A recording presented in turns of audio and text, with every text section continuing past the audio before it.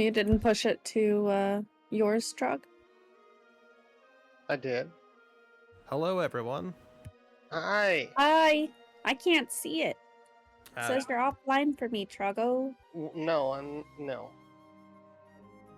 Nope. It's just a notification, Solar. Yep.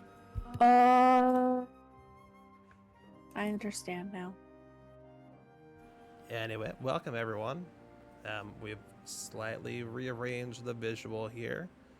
So Jasper will be in our bottom right now. We'll see if that works any better for I moved a couple things around. Cool. Hello. Welcome back, everybody. D&D session 3. Timber Wanderers Adventure Bread presents. Yeah. So last session, we arrived at the Winnowing Reach, which is a research outpost that's just at the edge of the Humblewood, like kind of just outside of it, still in the very swampy territory. And we had quite an eventful session, but what I want to kind of touch back on were the paintings that our players drew along the way. Oh boy. Because you all got to hear about these last session, but you didn't get to see them unless you have access to a very exclusive part of Discord. So have them loaded in here to show everyone, and we're going to start with Jasper. Do you want to tell us about this painting? Yeah, okay. So, we were accosted by the sounds of scratching on our caravan. I guess it's a... what do you call it? I've been Train calling it car. a cart, yeah. Yeah. We were accosted by the sounds of scratching, and upon further investigation discovered that it was some flying, burny, bad creatures, many of them. So, in an attempt to not get ourselves killed, we decided we wanted to distract them. A question was posited as to what bats may find enticing to consume. An answer was given, an answer was misheard, and we collected some moss with some brooms, spiced it, bundled it up, and threw it out the window. And that is the depiction here of an exasperated Zephyr. Just kind of tossing haphazardly a bundle of moss, Spanish moss, that has been spiced with myriad of spices out the caravan window, while Jasper and Elodie look on in... I don't know what kind of emotions they were feeling at the moment. I know Jasper was just more curious than anything, I would imagine. I don't know what Elodie would be feeling there. This is a depiction of them cowering behind the window, while waiting to see what happens. I like the visual too much to not draw it. We're very look first, jump later. Yeah, watch someone else jump, decide if it was a good move, and then maybe jump. We're taking a hands-off approach to Dungeons and Dragons. Buckle up, everyone. Or don't, because this car is parked. It is, yeah. Maybe the exact opposite of burn unit. I don't have a single fire spell as Zephyr, so... This is nap unit. That sounds good. Yep. So next up we have Eliza, who is an Illyran, which is kind of like a cat person of sorts. And she made this drawing of Jasper. Yeah, you can see the actual bird language on the painting. So in Humblewood, they've actually created a full alphabet, and it's meant to look like it could be made with the clawed foot of a bird, so it's very scratchy. Yeah, so it's I love art and brooms, and then art by Eliza. I took the avatars down for a second so everyone can see the excellent, and yeah, like, I mean, they literally give you A through Z, and Solar used all of that to make it as Eliza would. Personally, I really like the blush on the cheeks. The likeness is uncanny. Let me be clear. You may hear the sound meows of Pan, the cat, Or Hazel. in the background. Well, Hazel sounds cute. Pan sounds like, "Ugh," and it's simply because he wants people to go over and lay on the bed and snuggle him, and it's not happening because we're playing D&D and he's very upset. I wish I- He meows. I wish I had it live for that one. That was perfect timing, Pan. And the last piece of artwork we have was a drawing of our third innkeeper that we've met in this campaign so far, Endo Figgins. You didn't have to include that one. Now, no, I have to, because now what I get to do is this is kind of like everyone's favorite Netflix show, right? Which is the baking one, as we're all familiar with, which is oh boy, Great British Bake Off. I nailed it. Yeah, nailed it. So in nailed it fashion, here's Endo Figgins, and then here's Endo Figgins. It's a 1-to-1 replication. That's perfect. It's got the jar and everything. The only thing I didn't include was his belt. I got a sash.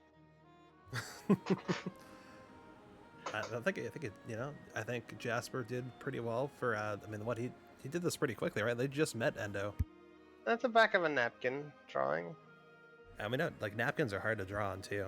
Personally, at least, like they, especially if they're like the kind that are like, kind of like pulpy, right? Where like you like move the pen, and I imagine like a quill pen that'd be even worse, where it just catches on everything. I probably have a stick of charcoal. I do have a painter's kit. Yeah, I'd say that probably has charcoal. I was going between that and drawing pencils, but I guess I might as well just have pencils. Yeah.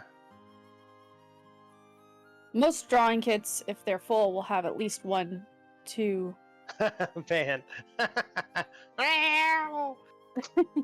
He wants me to go lay on the bed. Yeah. He's very insistent. I know, Bubba. It's so hard being spoiled. It is.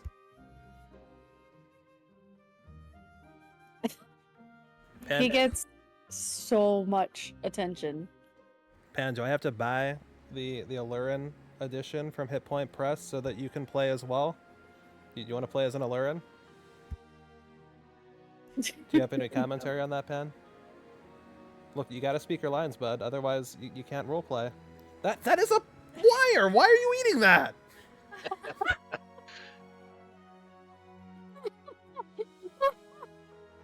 Well, ladies and gentlemen, he is he's alive still. He's not electrocuted, but if he keeps doing that, Pan, do not go after the what? Why? Why are we going after the wire? Because he knows that he's not supposed to, and that will get him the attention he's looking for. Staring straight into Terran's soul, he slowly opened his mouth and closed it over the wire. He did. Hazel does this with my toys on the bookshelf here. She knows they're not hers, they're mine, but she'll come and play with them if she wants my attention.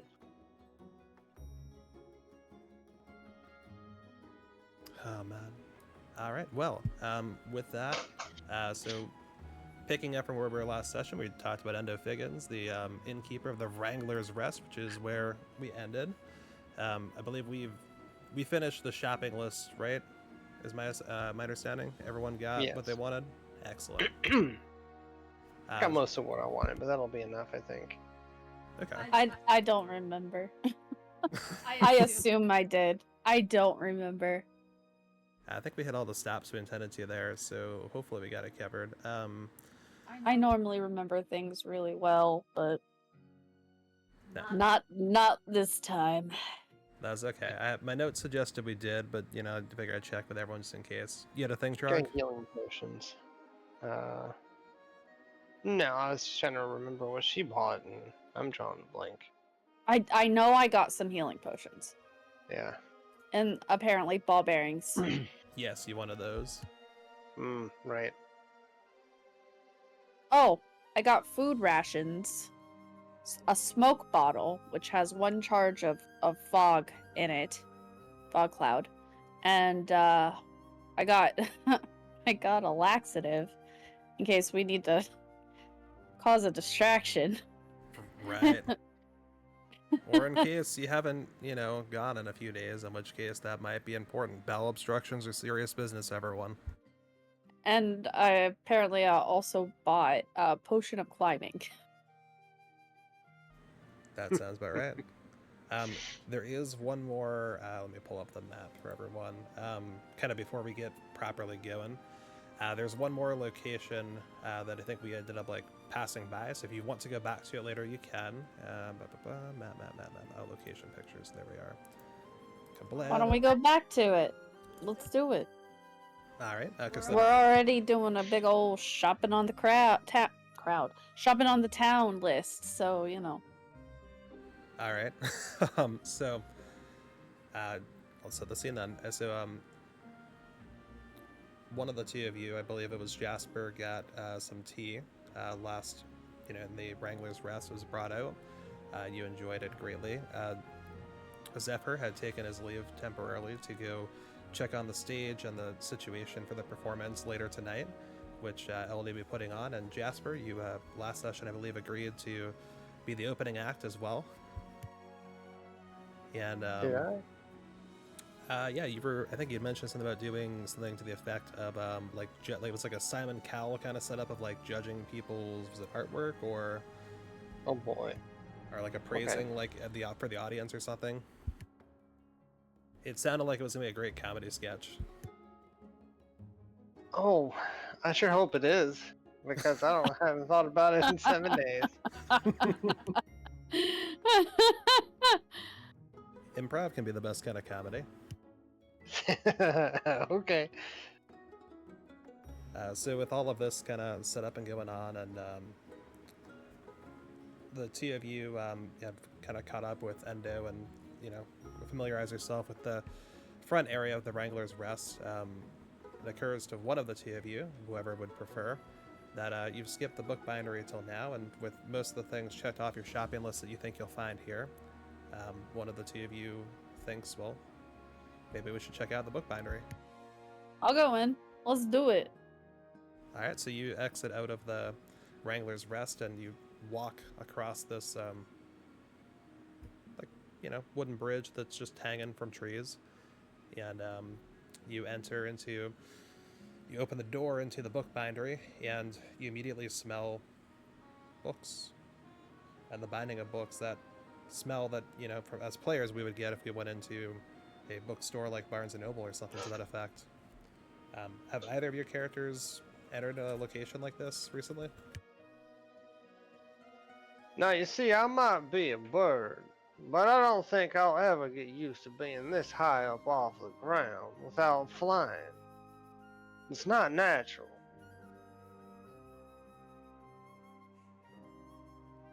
I'm drawing a blank. I'm so sorry. You see, there's these ropes here, and they're tied real nice and tight like, but this wood rock, I've been in, I cannot tell you how many branches I have landed on that I thought were spry and healthy in the springtime. Turned out they were drier than stalk of corn in the... Are you listening, Elodie? In the what? Well, a stalk of corn in the field. Where else is corn? Well, I don't know if it's polite to talk to you about it, but I have been in certain towns where there are certain places where corn is used for a very different reason. I regret bringing this topic up entirely. So, Why ever would you regret it? Say, is this a book bindery? I think we should go inside. That was an alarming bell. Salutation! Is it being rung by a lizard? So you look in, and there's a... Actually, I can show you a little bit. with white fur, like pigeon, humanoid, of course, bird folk, and she's holding a book and reading. But a second that the door opens, and then Jasper introduces himself. Her eyes narrow, and her head lowers a couple of inches and moves a little bit forward towards him. Shh. Is it just me? Or does she seem really aggressive? Well, no, you see, this is a place that most people use to concentrate on the sprawlings out in the pages before them. We're being awfully verbose. How about we go introduce ourselves? I think they wrote the wrong sign. Because a bookbindery is where you make them, not where you read them. But you gotta read them to make sure that they're correct. Otherwise, you just got a mess of nonsense on the pages. In reality, there should be a table where some people are writing the books. Well, the Dungeon Master hasn't provided us with that information yet. Maybe you haven't asked yet. I think you got an awful lot of speculation going on when we should just kind of get in there. I'll tip my hat as an apology for the loud outburst towards this pigeon person. She cocks her head at you. Is a... You know them as a Sable Luma. Sorry, it's the Sable Luma or... Oop, hold on. Got like 5 things going on. It's a pigeon. Kindled Corvum, my bad. Corvum, that's what I was looking for. Yeah, Thank kindled in particular. So she'll Kindled, have a black feather somewhere in there that you don't currently see. But so she cocks her head at your tip of the hat. Do you walk towards her at all? Nope, I'm gonna go pick up the nearest book to me. What's it say? All right. Nearest book to you by the entrance. Swampa Sumatra. A variety of positions. All of them. And there's like 3 dots at that point. So I'm gonna be startled, but I'm gonna do a quick flip through there. Yeah, so let's say you open a page, say 6 first. And on page 6 you see we'll go with a hedge, and their feet are kind of like rolled up towards their stomach in a way that's really weird, and then their torso is kind of stretched really thin around, and their spikes are pulled tight to them, and their head is curled down. On account of the quills, that's mighty interesting. I'm gonna put that back where I got it from. I might have a cursory glance. Are there more like it in this particular region of the store? More like that one in particular? I mean, in this area. Yeah, I mean, of this, content type. Yeah, so you're looking for the same content type. Gotcha. I'm not looking for it. I just want to see if I'm in that section of the store. So let's see. Good. I'm aiming to determine whether this is a what's a polite way to put this? I guess there isn't a polite way to put this. This isn't a not safe for work shop, I would imagine. I don't mean OSHA violations. You're looking at the section to see if this is kind of a one-off that you picked up, or if there are more like it. The next one you pick up is titled Inlander, a romantic tale across the lowlands. Well, this is definitely not the particular region that I am interested in. Because your peripheral vision is so good, out of the corner of your eye you catch another one titled Surrendering to the Duke. And that is where I walk across the store. Elodie, is there a reason why we're in this place? Well, I wanted to get a book on slime ranching. Perfect. Right. I saw, as we walked in, that's what a lot of people around here seem to do. I figured, well, best way to connect to people is to know what they're like. Well, given the first 2 or 3 different titles of these wonderful tapestries here. I would imagine you'd find a great deal of use for various types of slime in this place. If you catch my meaning. If you hear what No, I'm putting down. I don't think so. Can you Alright. explain it to me? Well, I could. But we would have to change the rating on this stream. Oh, well, we don't want to do that.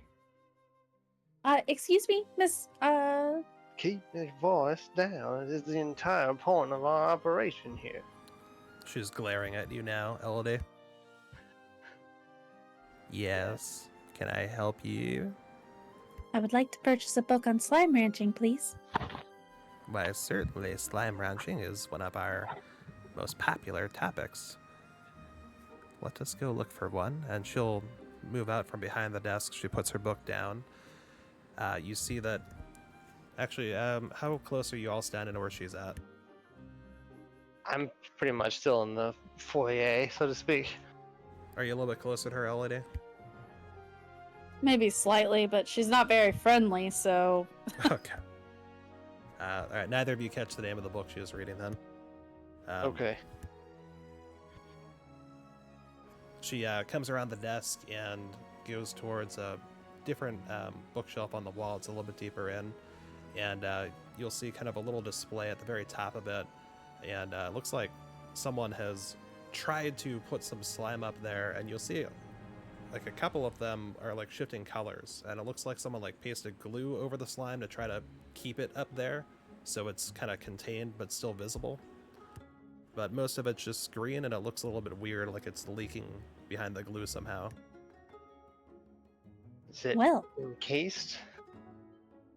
Yeah, so it's like they literally took slime, like they painted it up there, is what you would probably, actually Jasper, you in particular would probably guess, like that they used brushes to try and do this, and then they like took glue and like tried to use glue and maybe some like resin or just, you know, a lot of sticky that's relatively clear to then brush over the slime. And kind of the neat part about this is most of it looks not great. Like it kind of looks a little bit less than it, you know, less good than it could. And it's just kind of green and almost jello-y. But there's a couple of spots, and they're rare, but you can kind of see them where the color is changing from red to blue to green to yellow, and it's not really like pulsing, but it's kind of like fading in and out kind of smoothly as opposed to like roughly. And it almost gives it this, it just almost salvages what they were trying to do up there. Okay. Would I have reason to believe that this slime is sentient? Let's see, go ahead and give me your preference of, let's say, nature or...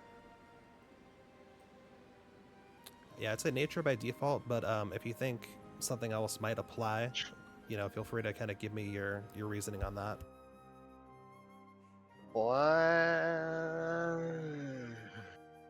What about survival? What is it? Well, I guess I haven't really. I do travel a lot. I guess I would reckon what I have heard about sentient slime or have encountered it in any form. Maybe I wouldn't know that this specific one is. But I guess more generally, am I aware that slime can be sentient? Sure. So let's see, from a survival standpoint, based on what you've heard, go ahead and give me the roll. Okay. 12. 12. All right. So, with a 12, you have heard of slime before. You know there are multiple different variations of it. From what you've been told as far as what to make sure of if you ever encounter slime is that most people report that slimes tend to like sense their prey, and their prey can be almost anything. They tend to like to move towards it, and they tend to like to encompass it fully, if that makes sense. You don't recall too much discussion of slimes being particularly smart, of them kind of doing anything other than going straight towards what they believe might be their prey. So from that, you might be able to intuit the answer to your question. Okay, so sentient, but not sapient. Good enough. Yeah, it sounds like a good summary of it. I'll I guess I'm not. I guess I'll approach Elodie sort of in a not imposing to be aggressive, but imposing as in your attention. Yes? What is it? I will attempt to subtly draw her attention towards the pulsating, slimy, gluey goop. Well, that's interesting. Mhm. You have a beautiful shop. Well, Well- thank you. I can't claim responsibility for the display above the slime ranching section, but it does mark our most important section for easy discovery. The rest of it, though, I hope you'll enjoy quietly. Yeah, it's a cool Certainly. map. We I'm appreciate assuming your- that she has just gestured to this spot because we were following her to look for slime ranching books, and now I guess she kind of just like fucked off. I don't know. Sure. So, yeah, I kind of let some things happen there. So when you asked her about where slime ranching was, kind of the rest of what happened at that point was that she brought you over to the section, or like kind of like led you to it, and she gestured. Now, you have to keep that down. There are other people here. They are trying to look for books, and they're binding in the back. And let alone, what do you? This is a research community. Keep that down, Cammy. Good. Wow! Now, sir, you are dressed well. You should know. Cammy, I will come back there, and I don't know what I'm going to do. So she had shown you the display of the slime ranching books pretty much like silently. Like her preference seems to be to talk minimally. Okay, so I'm gonna look through the shelf. Sure. So you're like specific, like you said, like looking for books about slime ranching. So you'll find, I guess the first one you'll find is called Slime Ranching for Bunnies. I'll flip it open. Sure. So you flip the first page open, and you see this really nice illustration of what looks like a humanoid bunny rabbit. They don't really quite match what you would expect from like a gerbine. It's like kind of stylized even by this world stylization. And they've got like a hoe, and they are like breaking in slime is the best way to describe it. Do you keep going? Yep. Awesome. So there's a table of contents. You kind of, I guess, skim through some of this, and sure enough, it's a book that walks through, kind of useful pointers about how to get involved in slime ranching, where there's some maps about where they're located that are accurate to what you were aware of the Humblewood area. There are some like pages that are like larger text and a little bit of like kind of illustration using that kind of bunny avatar again to show like, this is what a slime, will look like. These are the different kinds of slimes, and it goes over caustic slimes, it goes over sticky slimes, and it goes over shifting slimes as well. And it points out that the last one is the most rare. And then it also describes that they will, when you walk usually within about 60 feet of them, that they'll usually head towards you. And it's very hard to shake them once that happens, but that's your opportunity to then, find a way to harvest them. And it kind of goes into more detail, but you'd have to read a little bit deeper for that. So how much time do you want to spend with this one? I'm gonna look at the back and see how much it's listed for. Sure. So it is listed for this one in particular, 2 gold. All right, I'm gonna take that over to her, and I'm just gonna hand her 2 gold. Oh, thank you very much. This is an excellent starting point. You won't regret it. Mechanically, this book, if you read it, like fully, I guess. So this is pretty easy ones to say. Like, 45 minutes worth of time would be adequate, or during a short rest would also work. You will get advantage on an intelligence roll that has to do with slimes or slime ranching the next time that one comes up that you want to use that on. Okay. I'm I'm going gonna- to like haphazardly pick up a book. How I Learned to Stop Worrying and Love Slime. I'll flip through the pages. It wasn't long before I realized that beneath its squishy exterior, the slime possessed a sharp wit and an even sharper sense of humor. What am I reading? In the end, I found solace in the very thing I once feared, learning that sometimes the strangest friends can teach us the most profound lesson.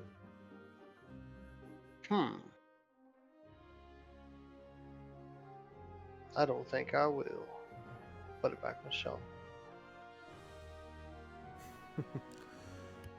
Are there any other books the two of you would like to look for, or like sections or anything? No. Okay. Elodie, are you also, have you concluded your book search? For now, yeah. I'm a little off put by the unfriendly behavior of the shopkeep. Okay. Well, as you exit the door, it does. I'll tip my hat to her. When you look around to like kind of see where to tip your hat, you see that she's cringing from that ringing pretty much. So she doesn't see your hat tip, unfortunately. Oh.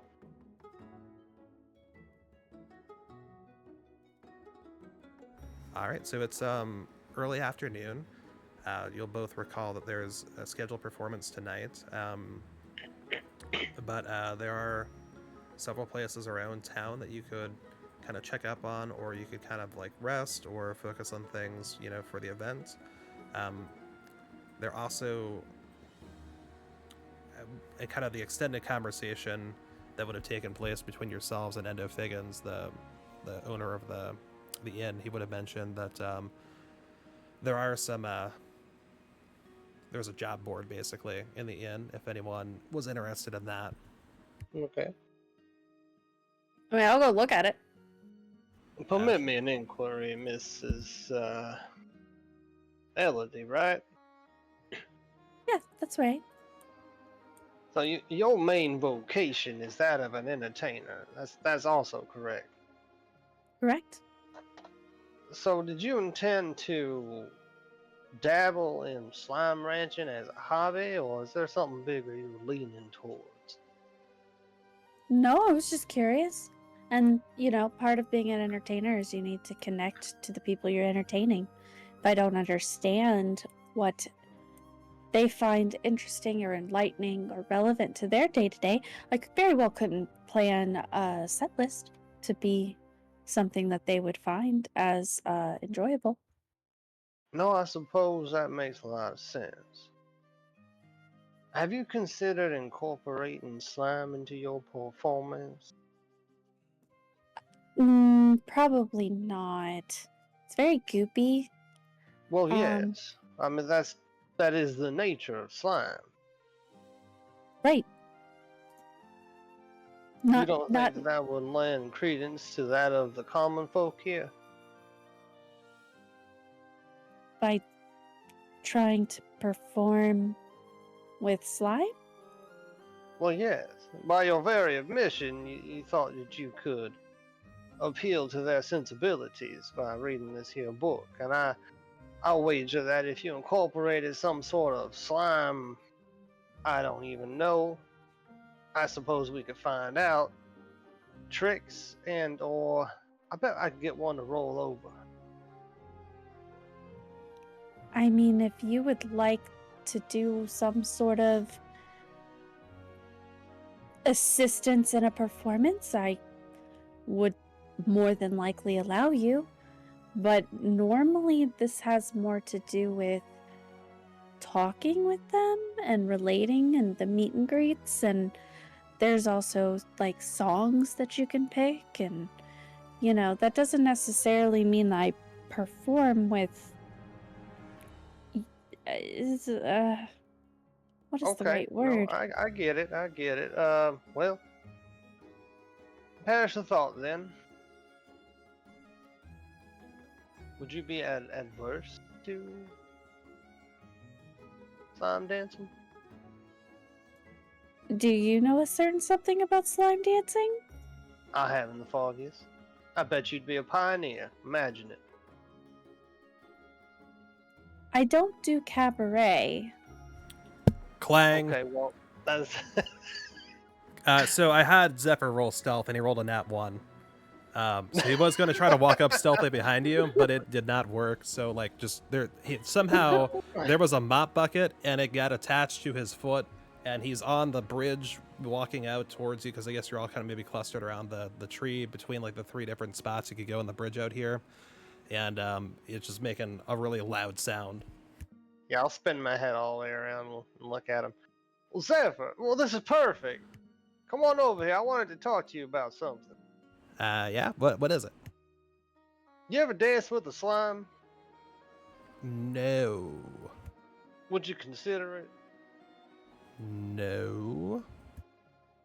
What is wrong with slime dancing? I don't understand the apprehension.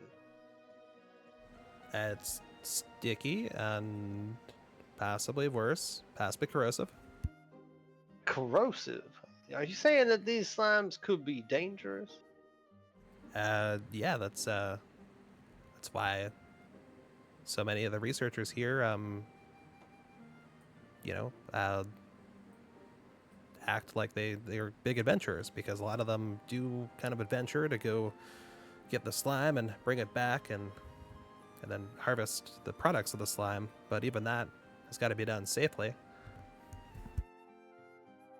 Do you reckon we could make a slime adjacent substance that would still appeal to their gen? You know what? This is getting a little offhand. I'm gonna go ahead and I'm just gonna walk away.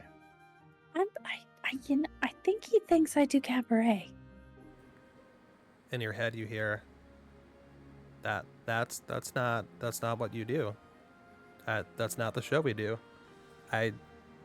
Do I need to correct this with him? Do you need me to? No. Okay, hopefully he realizes that I'm your bodyguard, and that means like multiple things, including guarding your body from people trying to think you're doing cabaret. I don't think that's how that works. I don't think you can police somebody's thoughts. You're talking to the wrong bodyguard if you think I can't police someone's thoughts. You know, that's kind of alarming. We're not communists. Oh, right, yeah, no. Well, wait, what's wrong with communism? That's just all about everyone joining together and trying to work for the betterment. Okay, yeah, I get you. Not my preference either. Well, I'm going to walk over to the job board. I'm very unnerved by this whole conversation. So I'm just gonna, and I'll leave. I'm gonna roll stealth again. Oh God.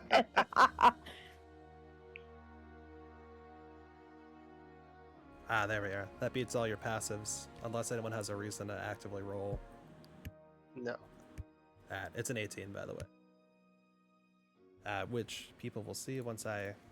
There we go. Move to that. Kaboom. Now you can see it. Excellent. I guess...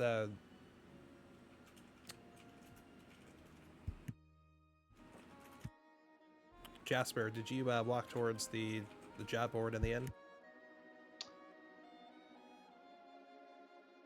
Yeah, I guess so. Let's do it.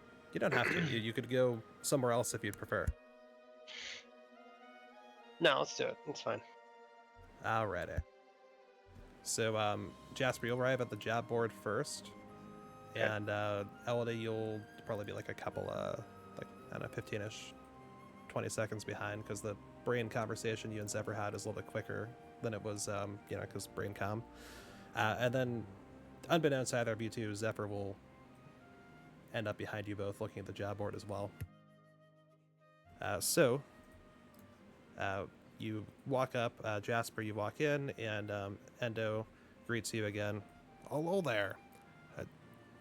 You're making a beeline for, and he'll like point towards the job board. And it's kind of, where he had generally indicated before when he was talking with you that it would be.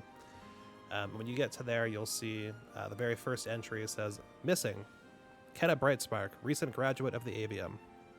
Last seen journeying towards the Macton Caverns on a research mission.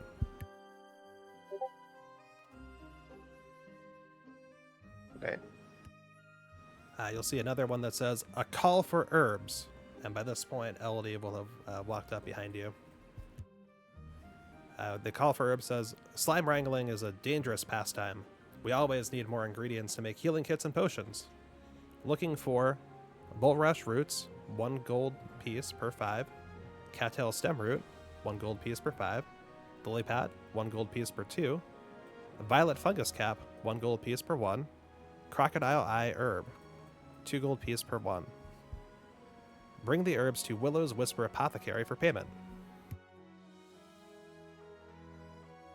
Interesting. And there's You got anything on this board perchance that may entangle dancing with slimes? You want to dance with slimes? Is that so wrong? Actually, I think that I do recall there being one like that. Look at the third entry on there. If you I do. Excellent. So this one says slime time live with an exclamation point at the end. Looking for a volunteer to have slime dumped on them. For science, also with an exclamation point at the end. Disclaimer: risk unknown. Volunteer assumes all risk. Well, it's not exactly the tango. Well, I imagine it's what you make of it. You could dance while they dump the slime on you, I guess, unless they tell you you can't. It's dancing with slimes, not dancing wild slime. It's all right. I appreciate the directional input. Tell me a little bit more about. Oh, hi there, Elodie. I didn't see you there. That's quite all right. I'm listening and reading right here. You don't let me interrupt you. You go. Yeah, are you sure? You don't want to get a few jabs in at this board yourself? Oh, I'm going to read the board, but you're in the middle of a conversation. I don't want to interrupt you. You don't want to interrupt me by reading the board? Do you read out loud? Sometimes. Okay. Tell me a little bit more about this Kenna Brightspark. How long has this posting been here? It's been at least a few days now. I believe. No, they said the first 48 hours is the most important. Well, she's a researcher, of course, and she went out research into Macton, and she didn't have a clear timetable on getting back. But the higher ups around here, really the one in particular, the magistrate, seems like he's a little unnerved by the amount of time she's been gone. So it's hard to say kind of how many days or hours or anything like that it's been, but the magistrate seems to be the one posting all this all over the place, and imagine he'd be very thankful if you happen to find her. But last she was known was Macton Caverns. That's pretty far from here. Now, Endo, permit me several repeating inquiries. You see his he's trying to be really jovial and kind and helpful, but you also see that he's kind of nervous and concerned about the prospect of having to do this repeatedly for unknown reasons.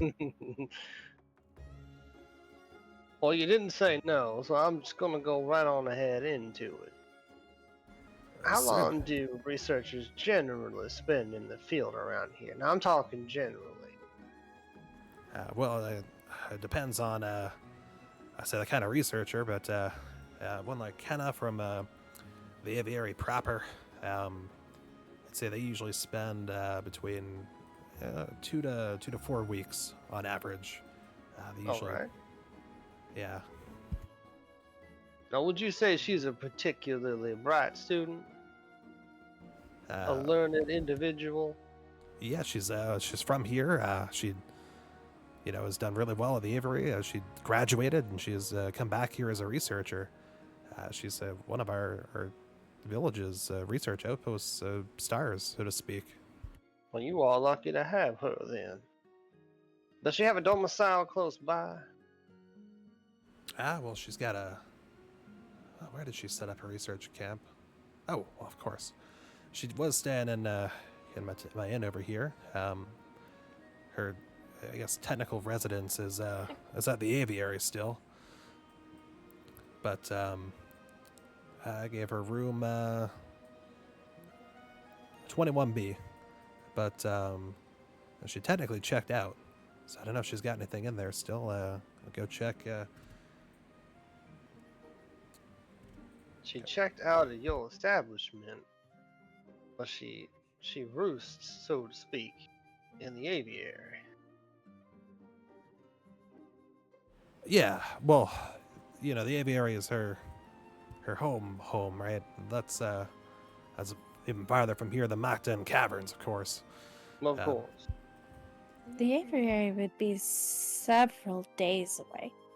Of course. The- I'm merely crossing all my I's and dotting all my T's, you understand? yeah, absolutely. Yeah. So, but she was staying here while she was in town. I imagine she's got, her camping equipment or whatnot that she's planning on using while she's not here. I think we have a good rapport, her and I, but, I doubt she wants to pay me for days she's not planning on sleeping in, my room, right? Of course, of course. Now, you mentioned the magistrate. What is her relationship with the magistrate? You don't mind me asking? Well, I've been around here a while myself too, and I've they I don't know to say they grew up together, but I feel like they grew up around similar times in here, and the magistrate went in one direction, she went in another, and but now she's kind of come back around. He's a little bit older than her though in that regard, so I'm not sure quite nature wise. They talk jovially and everything, but it seems kind of more. I don't know. They clearly have some kind of relationship. Chemistry. Yeah, something to that effect. Whether it be more like familial or friendly is beyond me directly. They haven't come and sat at my bar and had a whole bunch of drinks and whatnot. They're more like booth types. I see. All right. Bright young student graduates, returns home to roost, so to speak. Is gone for 48 hours. Typically spends 2 to 4 weeks in the field. Has checked out of her hotel room. Is likely camping out wherever she set out to be. Who has checked the site and where she said she would be located? You're asking who's checked Mactan Caverns? Well, yeah, someone has to have noticed originally that she was not present. And seeing as we know where she is supposed to be, someone ought to have had a look. Well, let me see. Can I think of anyone else come back from the caverns lately? So it's odd that she's been missing for 48 hours. Is there a system of checking in on, I guess, the town here to inform somebody that, hey, I'm doing all right? No, not necessarily. There's I guess the same kind of.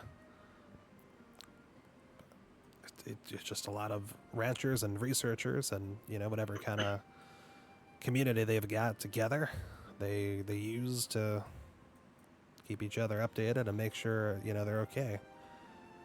Caverns are pretty far from here, so they're highly sought after.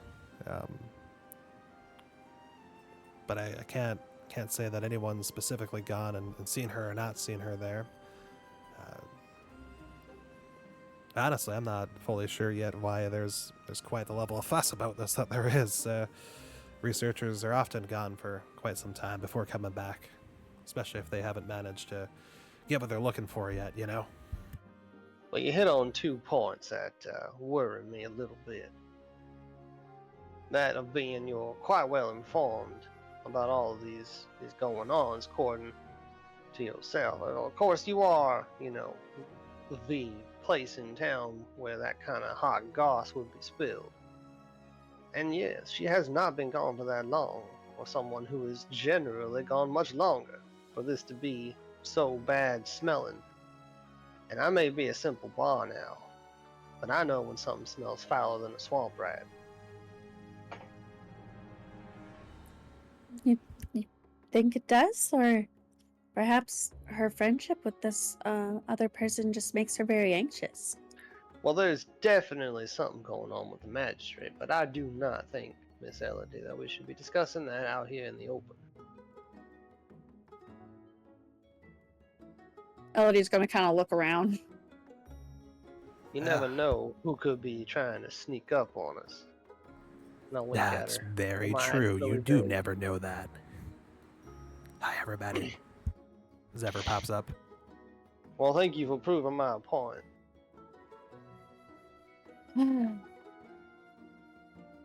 Does he do that a lot?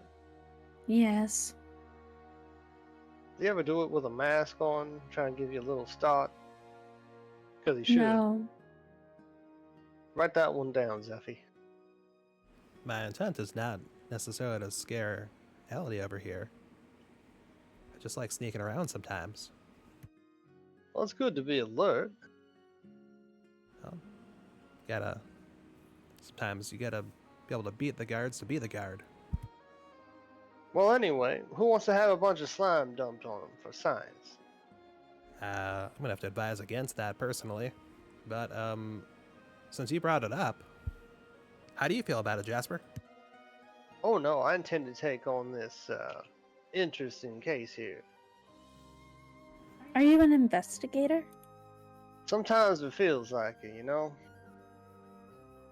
Maybe I'm just a little bit too concerned for the well-being of others.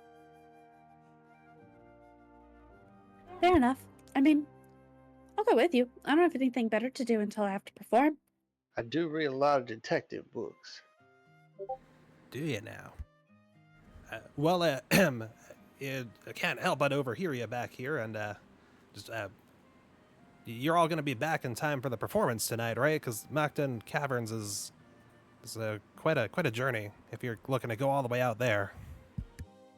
Well, how much time have we got until the performance? I got about 6 hours. How much of a journey are we talking for Macton Caverns, Endo? At least 8. If you go the way that takes you straight there, but that goes right through the swamp the whole time. You might want to take the longer way. It might be a little safer. That takes a day and a half. Well, that is awfully inconvenient. It is. And frustrating. It seems that that Miss Cannon Brightspark's gonna have to be missing for another day. I don't exactly see the magistrate going out there himself to go track her down, so can't be that bad of a situation yet, can it? I mean, it could. We don't really know that, do we? The very existence of this job posting tells us that someone has noticed her absence, and whether or not they know she's out there doing research without having checked personally could be an alarming thing. Well, the apothecary brought it up too. She mentioned that the magistrate has been kind of asking around about it. I mean, I guess we could try and talk to the magistrate if we wanted to. That is definitely on the itinerary. So, well Wouldn't then, that Miss be- Elodie, Mrs. Zephyr, is that at the concourse here? Are we agreed in trying to locate our missing researcher? Sure. Yeah, unless Yeah. we want to Sounds go like- fishing. Well, all right. That It was sounds easy. like a research for a new song. I like it. Now, there's one other thing I wanted to touch on, Endo. Yeah, what is it? This job posting doesn't mention any sort of pay. No, it does not. What are the win conditions of this here? Because if I go and I find her and she does not want to return, do I just bring a letter back, or You know, I don't manage necessarily every job posting that goes up over there, but I'd probably recommend talking to the magistrate because I didn't see what happened, but it does seem like he's been the one asking questions about it. So if anyone was incentivized to make sure this happened, it'd probably be him. But you know, real quick on my end, did you look at the fishing one? I have only looked at the I'll three. look at it. Sure. So you read one. It's called Quipper Upper. Quippers in the bog have been the bane of researchers' ankles. Bring the skeletons of 50 quippers to Sergeant Bandolier at the town gal for a 25 gold piece reward per player. Well, per party. Per adventure. There we are. Sorry. What's a quipper? They are, you know what? Give me nature.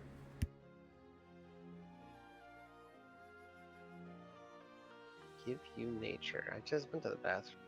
I got a 17. I got an 8. Jasper, you think real hard about it. Just not sure. Contextually, you remember people mentioning fishing around it, though. Elodie, with an 18, or sorry, 17, you recall that quippers are some nasty fish. They tend to come in large schools and swarms. They prefer like brackish water, such as that you'd find in a swamp, and they can swim and hop through even like little, not quite puddles, but you know, like smaller bits of standing water, and so they can kind of make their way around and get into places that you might not expect to find fish, so to speak. The problem with quippers is they also have rather large teeth by fish standards, and so if you happen to step into a puddle that has quippers in it, your foot may come out with a little more in the way of holes than it went in with, basically. So with that roll, you also kind of intuit that this is suggesting that there's maybe a larger than normal number of quippers around, or the population just hasn't been controlled the way that it maybe is expected to be, and that the posting is asking, you know, for maybe some population control there. You haven't had a quipper dish from a food standpoint, but you have heard that when prepared well, they can be rather tasty. So, a quipper is a fish that is very violent, that has really big teeth, likes to bite on people. Okay. Yeah, it's uncomfortable. So I guess they just want to reduce the population by fishing some up. All right. Well, specifically, this flyer calls for a skeleton. I think they want you to kill it. Miss Elodie, if you find a way of extracting a skeleton without killing the fish, you let me know immediately. I've got a few ways. Yeah, I was gonna say that might be a little bit easier than you might think. Yeah. I am not going to ask any more questions regarding this topic. Great. 50 quippers. Perhaps I we can guess find there's- some along the way. Sure, let's do it. Let's Now, not leave any quips. one more clarification, if you don't mind, Endo. I did say that I would be asking you several questions. I do apologize. This will be the last one, I assure you. Oh, that's quite fine. You're right on target. Let's say, hypothetically, we bring back 49 Quippers. Are we not going to get paid for those 49 Quippers? I'd imagine that the sergeant will be appreciative regardless. He's put up the posting because quite a few researchers and even some of the militia have come back and run afoul of the Quippers, and I imagine 50 is probably kind of an arbitrary number in his end to kind of tell you that they want like a lot. Can't imagine he's gonna quibble over one or two. So you're telling me that there's a ceiling and a floor. So suppose, what do you reckon is the lowest number we could bring back for some sort of compensation? Huh. 15? 10? I bet it's 10. First double-digit number. I mean, imagine if he's got 25 gold per adventurer doing the thing, then he's got to have some less amount than that, right? So I'm sure it's something he'd accept. Excellent. You've been most helpful, Endo. Well, yeah, thank you. You all leaving now? Well, if we intend to do anything, we should probably get started sooner rather than later, because later we have a Performance. bit of a thing. Could I perhaps borrow a fishing pole? Yeah. I don't help you too much against quippers, but I'm gonna go fetch mine for you. And he'll leave the bar and kind of go through a door into a back room that you can't really see. And about 30 seconds later, he'll come back out with a pretty standard fishing pole. Let's see, it's probably it's a little bit on the heftier side. It's like a thicker kind of wood, so it feels a little bit like stable, like more stable than you would expect for kind of its size. And it's a little bit heavier than you might expect, but size-wise and otherwise, kind of fits and works well for you, Elodie. Thank you so much. This will make it so much easier. And plus, we might find some other types of fish while we're out there. Well, yeah, that's a great idea, Elodie. I'm watching you, Endo. And he straightens up suddenly.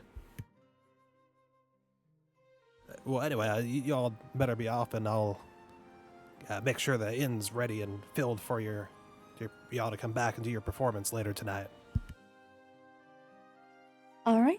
You have a great time. Let's get going.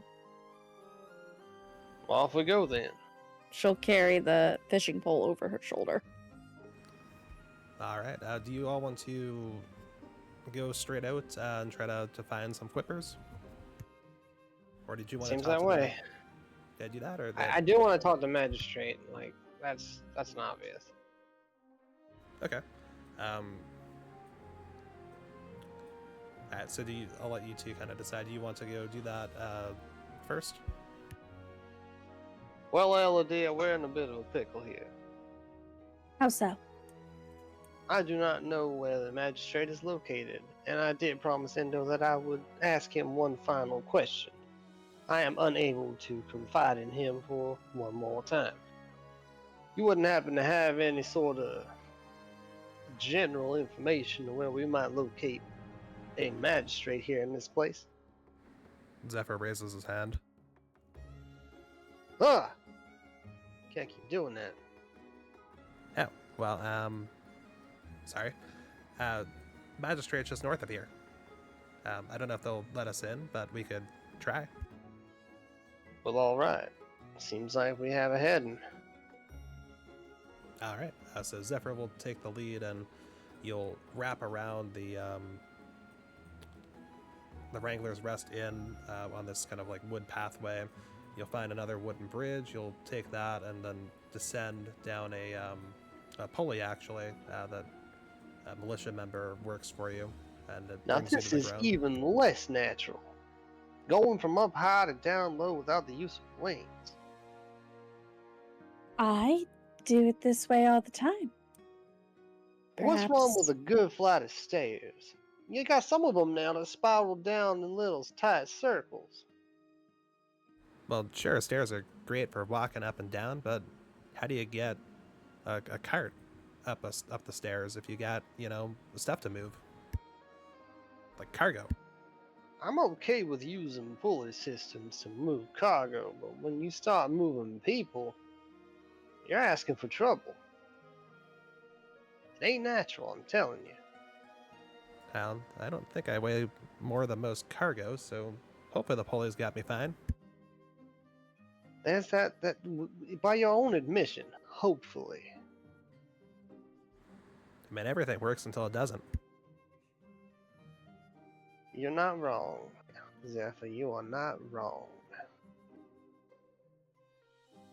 You know, even the sharpest talon can't hold on to the wind. Yeah, that. And where exactly does that idiom come from? Oh, that, I suppose that's, I hadn't thought about their origins. I suppose that's something I overheard as a young chick. It must be Imagine it's a pretty. regional idiom. I think so.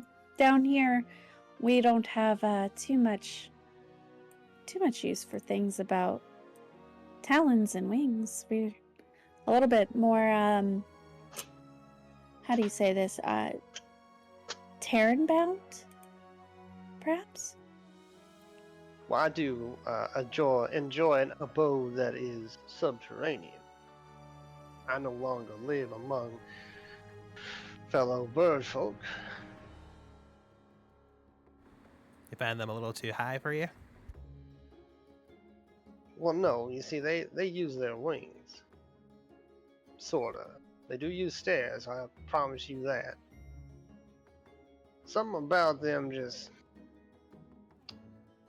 I don't like to get tied up in their politics and their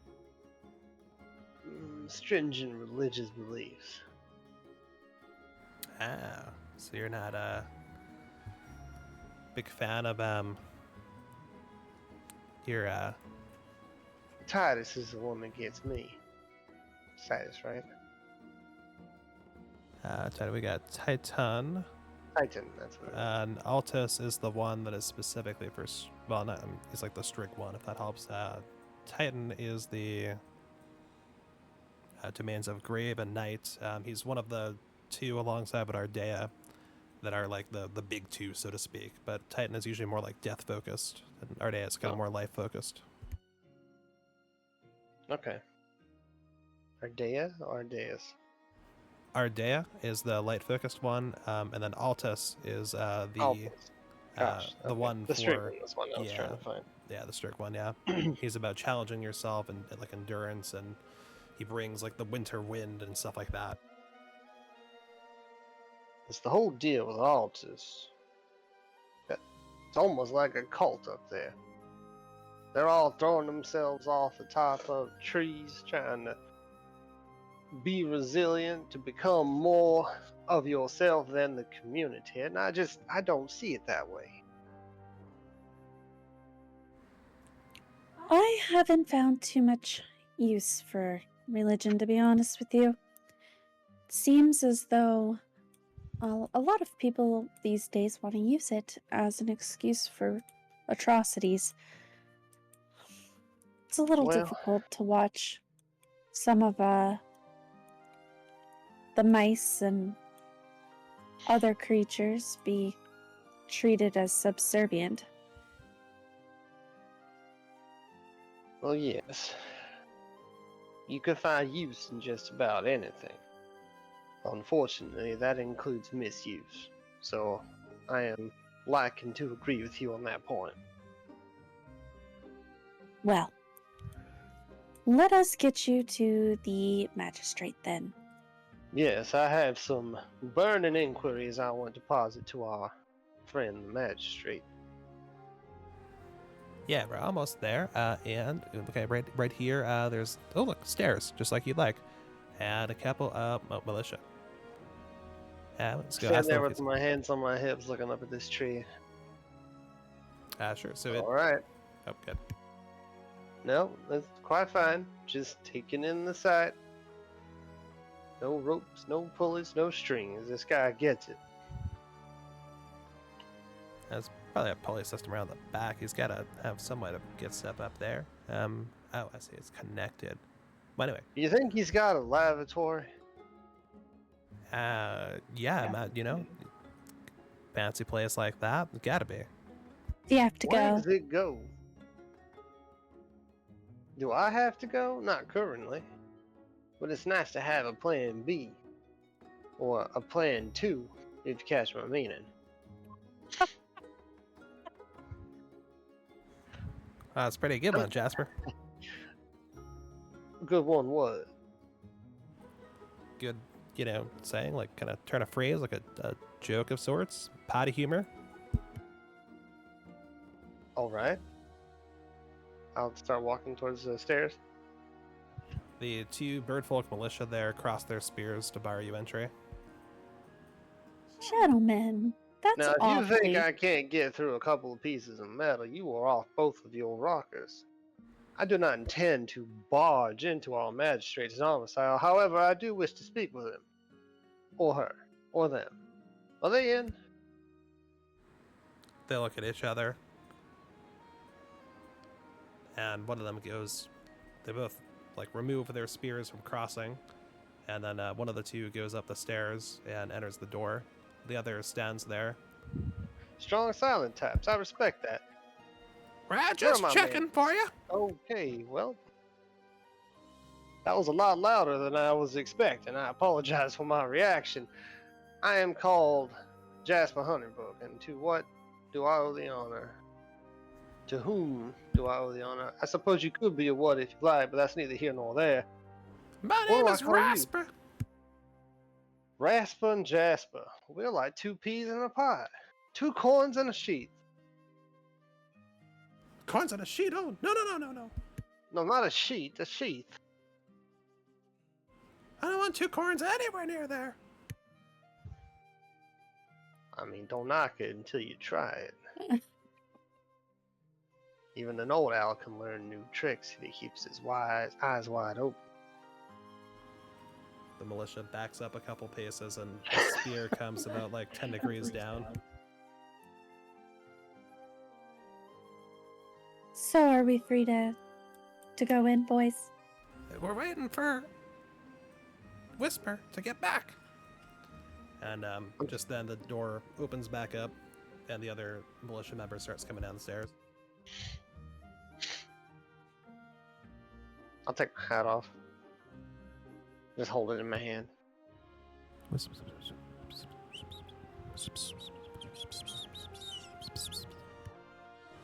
Something about Sweeter. this swamp air, Elodie. I need to blow my nose. You'll just give me one moment. Converse with these gentlemen. Boys, really?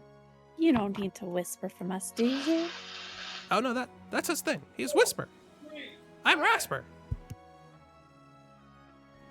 That's the only way he talks. I only whisper, I'm sorry. How did that get in there? What is going on back there? He's blowing his nose. Oh. Well then. Are we free to go up? Yeah. The magistrate will see you down. Excellent. You've been so very helpful. Did Thank you you. believe I had an entire stick of hay stuffed up there? No? How did you manage that? Gary's revenge. Fuck.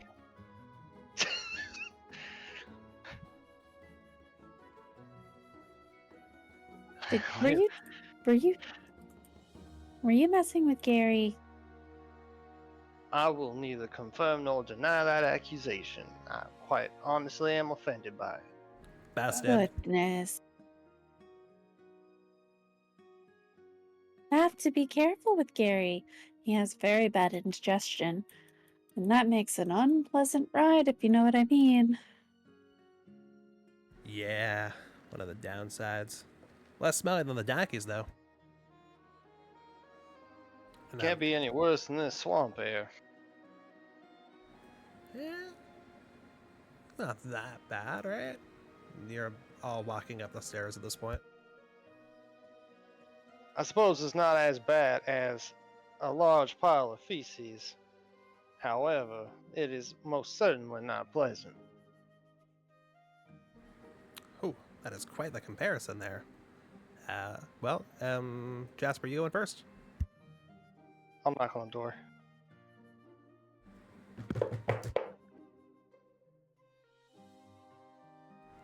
Open it! Oh, I'm sorry. ma. Is that coming from inside? Yeah, it's coming from inside. Okay, because your voice had changed, so. Is it a push or a pull? It is a push. I'm gonna push, but not turn the handle. Is it open?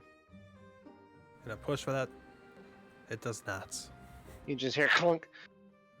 I'm gonna try pulling. I'm gonna try pulling. Is it open? It does not. Again.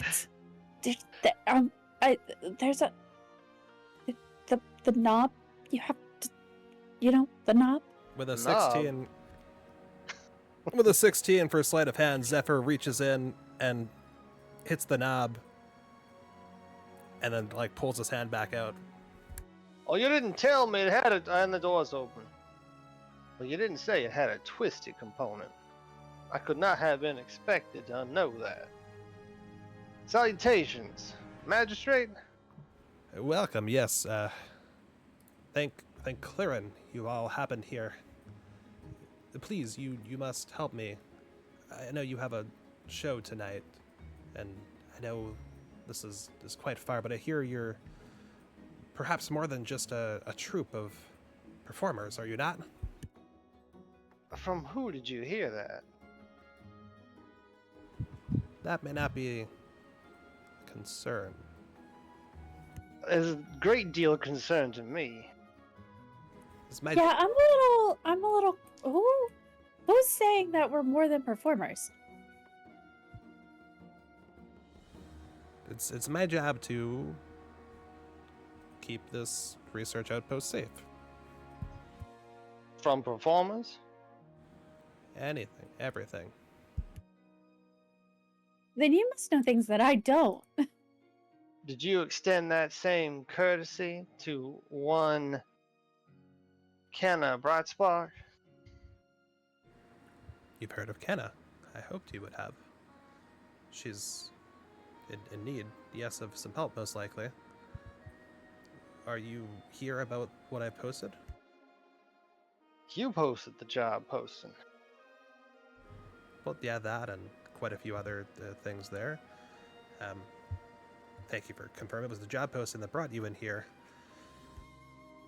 She's a foolish girl, unfortunately. She's undoubtedly got it over her head. She went to the caverns looking for slimes, but it's been days and she hasn't returned.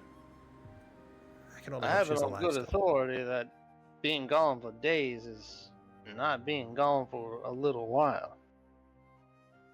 Yeah, it takes what they said 8 hours just to get there. If you go Oh. straight through the swamp, yeah. So then, wouldn't it be normal for her to be gone for a few days? It would take her a few days just to get back. A few days, yes, but well, it's been 8 days. I was told 48 hours. Where'd you hear that? I feel like we're getting off on the wrong talon here. Right. I am the magistrate here. My name is. I haven't even got your name. Magistrate. Yes, Walden Crane, magistrate of Winnowing Reach, and You are. I am Jasper Honeybrook, Very nice. artist, How have you heard dabbling, that we're more appraiser. than a traveling troupe and you don't know our names? This is very confusing. Not all of my informants are the way I would like them to be. And it's more of a hunch than anything else, for what it's worth. Sometimes small talk is unavoidable, Elodie. Sometimes we all have to talk about the weather in order to understand one another better. My face definitely has subtitles right now. Do they say danger, run? A little bit. My eyes are going to be a little bit wider than they normally are as I'm talking to you. We were expecting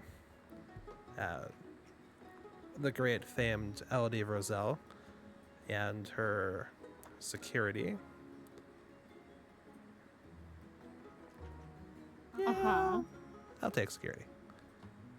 But you, Jasper, seem to be unexpected in this group.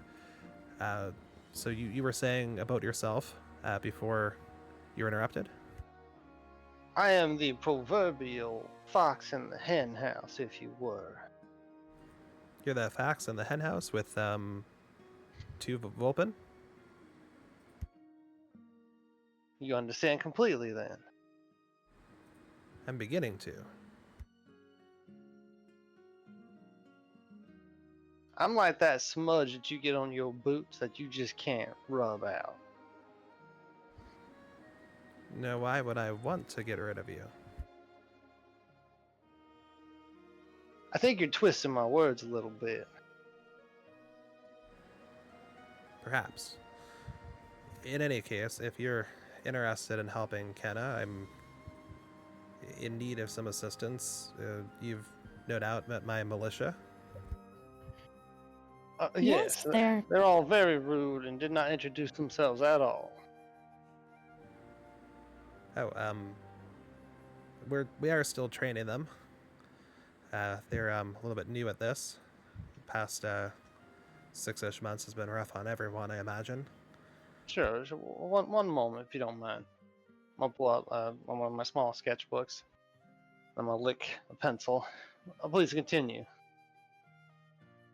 Okay. This is an interview now. I do like giving interviews. I'm not sure I'm ready to do one for this in particular, though. I like to record information and draw pictures. Sure. Well, so He's a Corvette. he is, yeah. So yeah, we haven't gotten to really describe him yet, but yes, he is raven-looking corvid. He looks relatively regal, especially compared to kind of most of the garb you've seen around. He's got kind of bright, multicolored robes and tassels and kind of ornaments and ornamentation on his tunic. He's got a bit of a robe that covers his feathers, and thick leather gloves that are both kind of like utilitarian and regal at the same time that cover his talons. He's got kind of, well, he's standing behind a desk, so you can't see kind of below his waist very well. But you do see he has just kind of the hilt of what looks like an ornamental, it's not quite a short sword.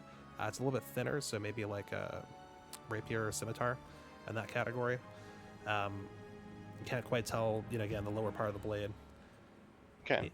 And despite his coming across a little weird, like a little like kind of fretting and things like that, you are getting kind of some sense of regality, and that he's maybe a little bit stumbling here with you all coming to him in the manner that you have, but that on the whole, he would usually maybe be more put together for a proper public appearance. Mm-hmm. Does his domicile reflect this? His domicile reflects pretty much what you kind of, if you could think of like thick mahogany wood for his desk, and he's got some parchment on it, but most of it's rolled up. Like you can't really like see anything on it, but you can see that it looks like good quality. There are firefly lamps located in like nice ornamented, almost not quite like stained glass, but like some blown glass enclosures for those that create some fractals that kind of pepper the room with some soft glow. You see a couple of bookshelves with fancy looking, bound tomes on them. Like a lot of them are like a deep green, and then they have a gold lettering, and many of them are about statecraft and about military, formations and, how to kind of command armies and command respect.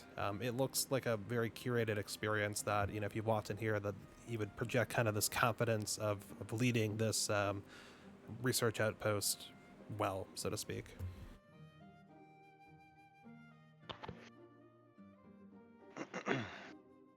Eight days, you say? Yes, it's been 8 days since Kenna last was here, and it's her first time since coming back from the avium, for her going out to anywhere in the Mach Fields or Machden Caverns or anything like that. My understanding of her mission was it to be a short one to collect some samples and come back, but I think that silly girl may have overestimated or underestimated the danger of the caverns. What makes you think it's supposed to be a short mission? She was going to collect some shifting slime residue, and my understanding was to bring it back and perform some experiments on it. You pointed out that even the most direct route should take about 8 hours, if not a little bit more, to get to the cavern entrance, and then undoubtedly some more time to navigate the caverns and find some actual shifting slime inside. But even with all of that, to get there and find the slime and get back 4 or 5 days. And I suppose she has informed you all of this ahead of time? I talked with her. When she came into the Reach, I, of course, was made aware and made a point to go meet with her and greet her and congratulate her on her graduation from the avium, and to find out about her new research and what brings her here. She's very excited with all of that and very excited to go about this, and very confident too. She's always been very confident though. Is there a system of records that would include her intent to go out and collect these samples? You seem to have very specific knowledge of her whereabouts and what she was up to. I mean, I talked to her directly. I'm sure at the avium she probably made a project proposal, and they probably have that stored over there. We do get messages on occasion, and for her we did get an advance message that she would be a visiting researcher at Winnowing Reach, and to receive the usual accommodations that we give to researchers from the avium. And from that, there was a little bit of indication that her goal here was to study the slimes further. But I mean, that's the goal of most of the researchers over here. Of course, of course. Elodie, you sure you don't want to dance with slimes? I really don't think you understand how that works. No. No, We thank could you. probably contain them in some sort of clear container and still be visible. You don't think that's a good idea? What do you think, Magistrate? Would you dance with a slime given the opportunity? No, and that's specifically why I don't think that Kenna went to go dance with slimes or anything, but Who is Kenna to you? she is a friend. I'm gonna give you a wide stare. I'm going to do insight. Sure. So you want it now, or do you want it like after he's given you some feedback? No, I'm specifically inciting on Kenna's a friend. Oh, sure. Nat 20. Nat 20. All right, so with a nat 20, from the subtlest of tenors of his response, you get the impression that she's a friend, but more than a friend, but less than a lover. And you get the sense it's more a friend in the familial sense, as if he is a father or a paternal figure, or at least views himself as such, and that well, you can't really intuit what she feels or doesn't feel since she's not here, but based on the way that he's speaking of her, it feels like he keeps up with her, at least maybe the way like an uncle would that was very invested in what she's doing. Yet he was very insistent that he merely spoke to her in passing about this. Okay. Not that I know that, because I don't. So, when was she supposed to return? Well, she didn't necessarily file a formal, I'm going to leave on this day and get back on that day, but Is that not what your researchers are required to do? To give you their itinerary? there used to be more of a system with that, but you notice that the guards you encountered on the way up here are militia. They're not actual perch guard or anything like that, or I mean, the only member of the perch guard left here is the sergeant, and in short, we don't have the resources to stay on top of the decent number of researchers we have here in that kind of way. So we don't really have a requirement that they file anything like that or so on or so forth, because if they did, we'd be obligated to provide them security protection to go with them. And instead, in the last 6 months in particular, we've had to let the market run its course, so to speak. There's some individuals here who've been ranching slime for quite some time and know the fields and even the caverns relatively well, and they charge reasonable rates to escort individuals. But Kenna was very against the idea of anything like that, and she kind of departed of her own will, and that's where we're at there. Would Interesting. you say that she had any sort of competition in the research field? Perhaps a little bit of bad blood? Man, not that I'm aware of. There are many researchers here. On occasion, there's some competition between them to top one or another if they're looking into similar fields or working on similar things. I mean, there was the whole thing a few years ago about how best to store slime, and there are two competing solutions from two different researchers, and there was quite the public discourse on it, might be one way to put it, of them kind of advertising against one another and trying to get, humble folk and bird folk alike to their side. But most of the researchers here coexist without any real problem. And I mean, Kenna's so fresh from the avium, I don't think she's at risk of anything. I don't think there's a lot of pressure on her to produce results for what she's doing at the moment.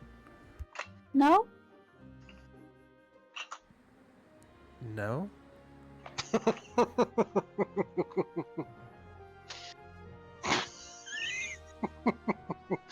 Okay.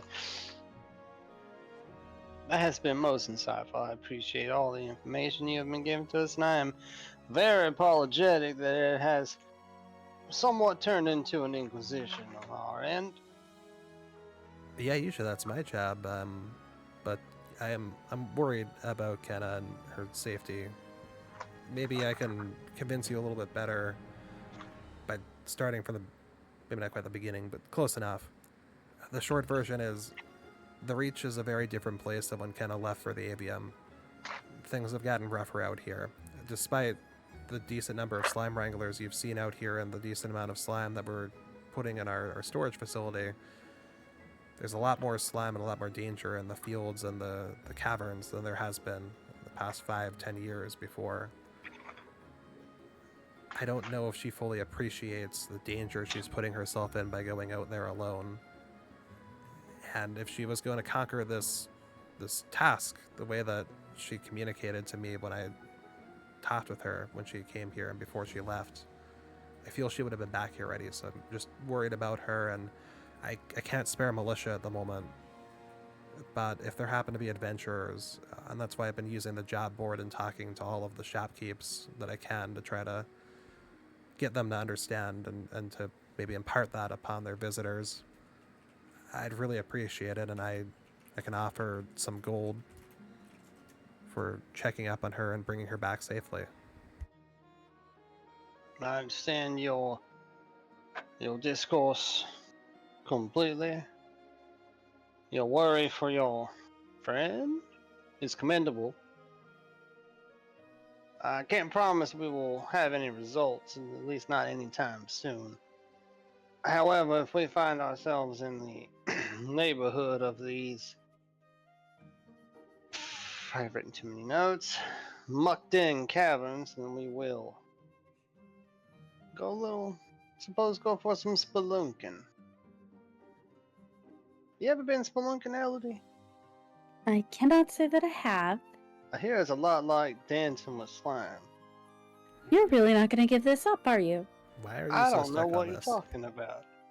Is this like a kink thing for you? What's a cake thing?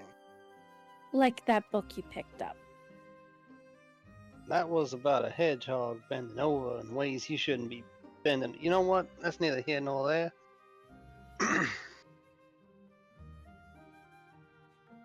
She just kind of like looks at him. Okay. She's just uncomfortably, without blinking, staring into his soul.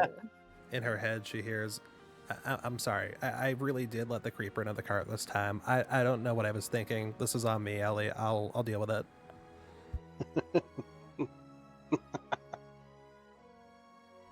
Well, thank you for considering my offer and coming up here to talk to me about it. If it would help any further, if there's anything as the magistrate of Winnowing Reach that I could do for you or do for you in return, or should you find someone else who could check on Kenna, if more than gold would be helpful, let me know. Well, actually, yes, now that you mention it, I do have one small favor you could do for me. Does it happen to involve dancing with slime? What? You in my office here have brought up the concept of dancing with slime 3-4 times. I thought you might have had a fixation, so before you went forward I wanted to ask if it was that, so I could prepare myself mentally if required. Well, no, don't misunderstand me now. This is merely a way of testing somebody's resolve before I've had a chance to fully understand them. Your response to this is normal. You are grotesque by the very idea. So that's quite good for you. But no, it's got nothing to do with that. Okay, sure. So what is it? Just remember, my vocabulary has gone out of my head today, but I just remember what I wanted to say, which I will do later. Well, you see, I need a booth set up in our. Help me out, Elodie. The swamp vapors have taken my words away. Art? Yeah, the entertainment stage. Ah, Spades DJ upon booth. which we will. Well, sure. This is in a matter of speaking, yes. What I need is some sort of booth set up with the ability to display at least 3 items at any given time. That doesn't have to be good. Just needs to stand up by itself without falling down. Sure. So, like, just items. Are they flat items? Are they big items, small items, circular items, spherical items? Well, Magistrate, in a perfect world, they would all be flat items. But I think you and I both know that this world is more than just flat items. I'll, if you'll agree to go bring back Kenna, then I think we can do that tomorrow, because I know the famed Elodie Roselle has a performance we're all looking forward to tonight. Then I can talk to my militia and see if we can find something that might work for what you need for I'm assuming you want it for the performance tonight, yes? Well, yes, was hoping that, I mean, you did offer to help us out in any way that you could. I didn't reckon that it was hinging on us returning your can of bright spark to you. Yes, I apologize. I would like to do things out of the goodness of my heart, but as magistrate, I have many responsibilities and requirements of me and my time, and those underneath me. And if you will not be helping me with the Kenna situation, then I'll have to continue spending my time on finding someone who can. I understand completely. You are not a carpenter. I apologize for bringing it up in the first place. Elodie, you got anything else before we leave? I don't think so. I suppose if we have more questions, we can come back, right, Magister? Yes, if there's any chance you'll reconsider on helping with Kenna, you're always welcome. If there's something else, we'll see how time permits, but the great Elodie of Rizal, I'd always like to hear what you have to say, might be the best way to put it. Wonderful. Why don't you and I, we just go ahead and go work on the fishing thing. Oh, Quippers, watch your ankles. Elodie's kind of like trying to pull his wing. In her head, she hears, should On my I way? push? Yep. Oh, well, you don't have to push me. I'm on my way. Magistrate, it's been a pleasure. I'll tip my hat. Yes, thank you, and enjoy your stay in the Reach. If you have any further trouble, let me know. I think I will do just fine. Good day. To y'all as well. Why And- are you pushing? You're pinching my tuft. He's lying about how close he is. Well, of course he is. Why would he post a job board about someone's been missing for 48 hours when they're frequently gone for weeks? I don't think it's only been 48 hours. Then why did the other guy say? That's fishy. That's real fishy. This whole thing stinks, and I don't mean the swamp. Okay, I know that I was creeping and sneaking at the time, but the other guy didn't say 48 hours. That was a question that you asked, Jasper, and I don't think it got answered properly, or maybe at all. I asked him how long she's been missing for. Yeah, I don't remember hearing 48 hours back from that. In any case, what the magistrate just told us was 8 days, if I remember correctly. I mean, that's okay if you want to run that back, but you definitely said 48 hours. I apologize. Okay. Regardless, 8 days is not 2 to 4 weeks. No. It's very strange, and the fact that, she's trying to distract from how close a relationship they have is very, very fishy.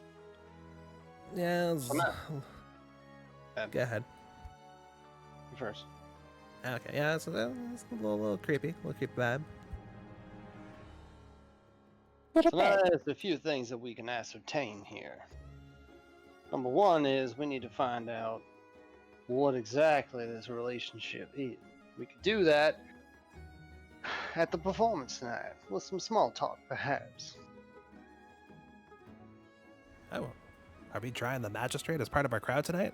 I mean, hopefully, but I never assume. I think that he meant asking the other people The local around. populace, yes, of course. Thank you, Elodie. Yeah, solid point. Work the crowd, so to speak. I could do this through my judging and or appraisal of Titan knows what these people will bring to me. But yes, I think that could be most fruitful venture, because if they are more than just what they say they are, then it will be obvious to someone. Yeah, I got the impression that it was more like a familial sense And what doting uncle or father, even if it's in terms of a mentor, wouldn't be upfront about that connection? Precisely. Yeah, don't think. I think you're spot on there, Allie. And their last names don't match up. Well, that hardly means anything. Our last names don't match up. Very true. As of now. Oh, okay. So, Quippers? I suppose quibbles, yes. I mean, or we could just chill until the performance and then, like, kind of focus on all swamp things tomorrow. Well, you see, I have this net that I purchased earlier. Is it Quipper proof? Is your fishing rod quibble proof? I don't think so. Do you see how that was a ridiculous question to ask me? Well, if it was, I'd say it's the Quipper Picker Upper. I walk away.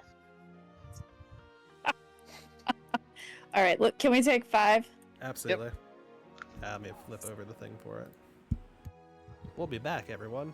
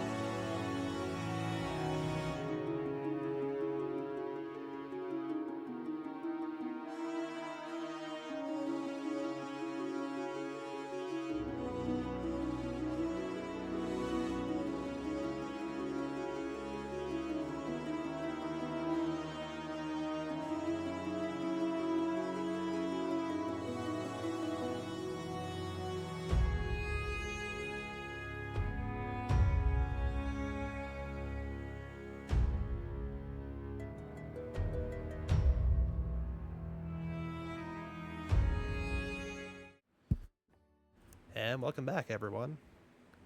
We So, we just finished talking to the magistrate, and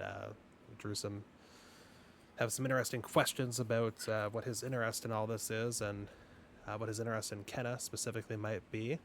But I forgot his name. What was it? it is Walden Crane. So Walden, and then Crane is Krane. I was gonna Let's say, say. if he had a bird last name and he's not a crane, I'd be like, shenanigans. What's Walden happening? Crow. Yeah, he is not a crane, ironically. He's a dusk corbum. So he looks like a raven, like a humanoid raven, as far as I think like all of you would be concerned. But yeah, I think that's about the key thing there. All right, so there was discussion about going after quippers. Is that what we'd like to do? Yep. All right, so let me kind of mechanically explain very briefly how this is going to work. So intuitively and kind of from conversation of any kind, the three of you collectively will know that quippers, actually, Elodie had recall on this from her nature role. So quippers are going to be in the actual like swamp. So like you're in the village at the moment. The village is luckily free of quippers. There are some, bodies of water as you can see, but the general indications they're not necessarily here, at least not yet. So to find them, you're expecting to have to go into the swamp. So not through any of the roads, but kind of like go off road, so to speak. That will be a journey into what is a little bit of a dangerous area, basically. That's the best way to put it. So it's not danger free. And when you get in there, the way that you'll look for the quippers is you will roll wisdom perception checks or use your passive. The DC is higher, I believe, than all your passives, so I'd recommend doing the checks. On a success, you'll find a school of them. How you handle that school will be up to you guys. They are combat capable is the best way to put it. They've got a stat block and everything.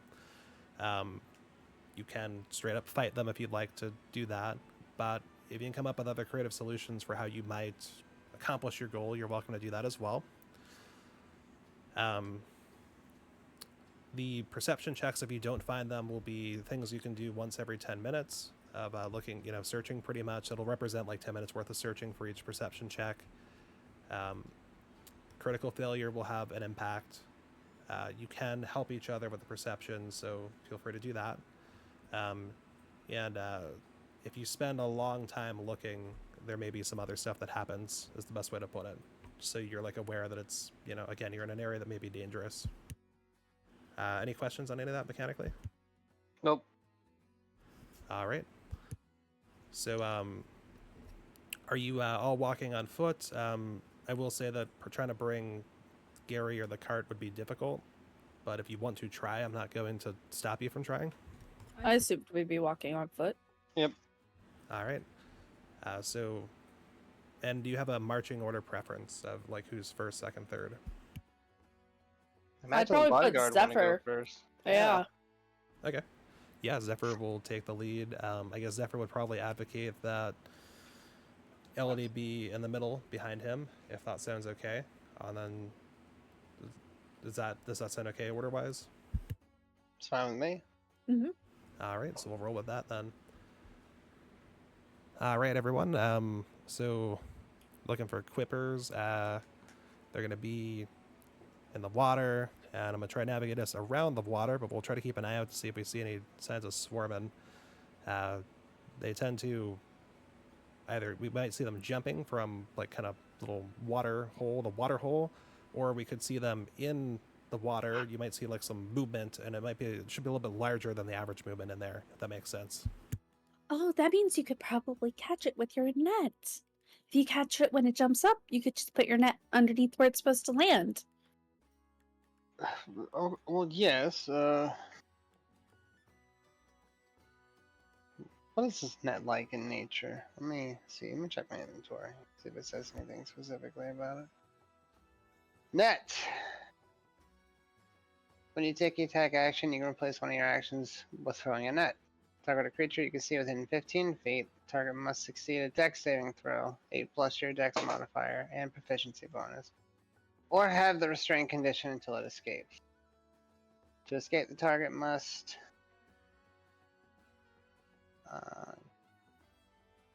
take an action to make a DC 10 athletics check. Oh, something else has to free it. Destroying the net, AC 10, HP 5, immunity to bludgeoning, poison, psychic. Also frees the target. Okay. Doesn't say how big it is. So, what would you say is a reasonable size for this net? You're not coming through. Right, because somehow I was I had the mic open and when I wanted it muted, and then did the opposite. 5 feet?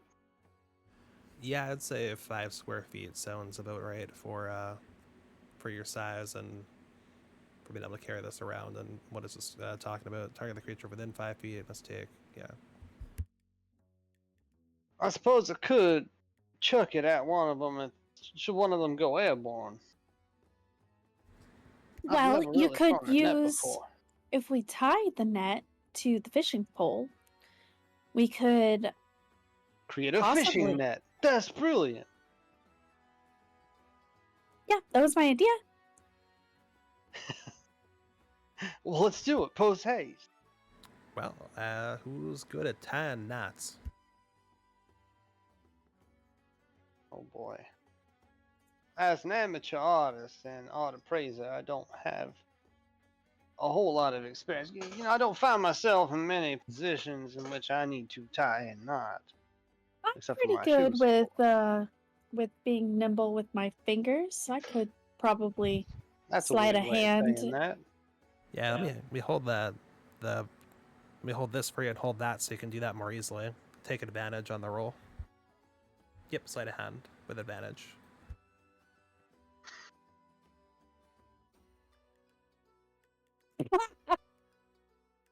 I got a 7. I have +4 in sleight of Nice. hand. I got a critical fail and a 3.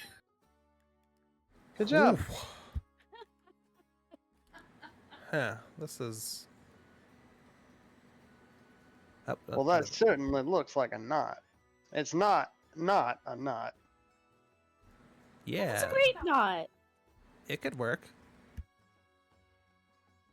Well, now the knot's not supposed to be afraid. You're saying Knot. it's not afraid? It's not afraid knot. I'm afraid not. Afraid not of the knot? Well, now you're just speaking gibberish. Yeah, that sounds about right. All right, well, now we've got our fishing net. We gotta find these clippers, right? You want to help me look? Or actually, let me help someone else look. Who wants to look? You hear the words you're saying, right? I I'm not the do. only one here that thinks that that's a little strange. I'm trying to lead a strig to water. I'm gonna peer out over the area. That's perception, right? Yeah, with advantage because you're getting helped from Zephyr. See how bad it is this time. Hey, I got a 16. There you go.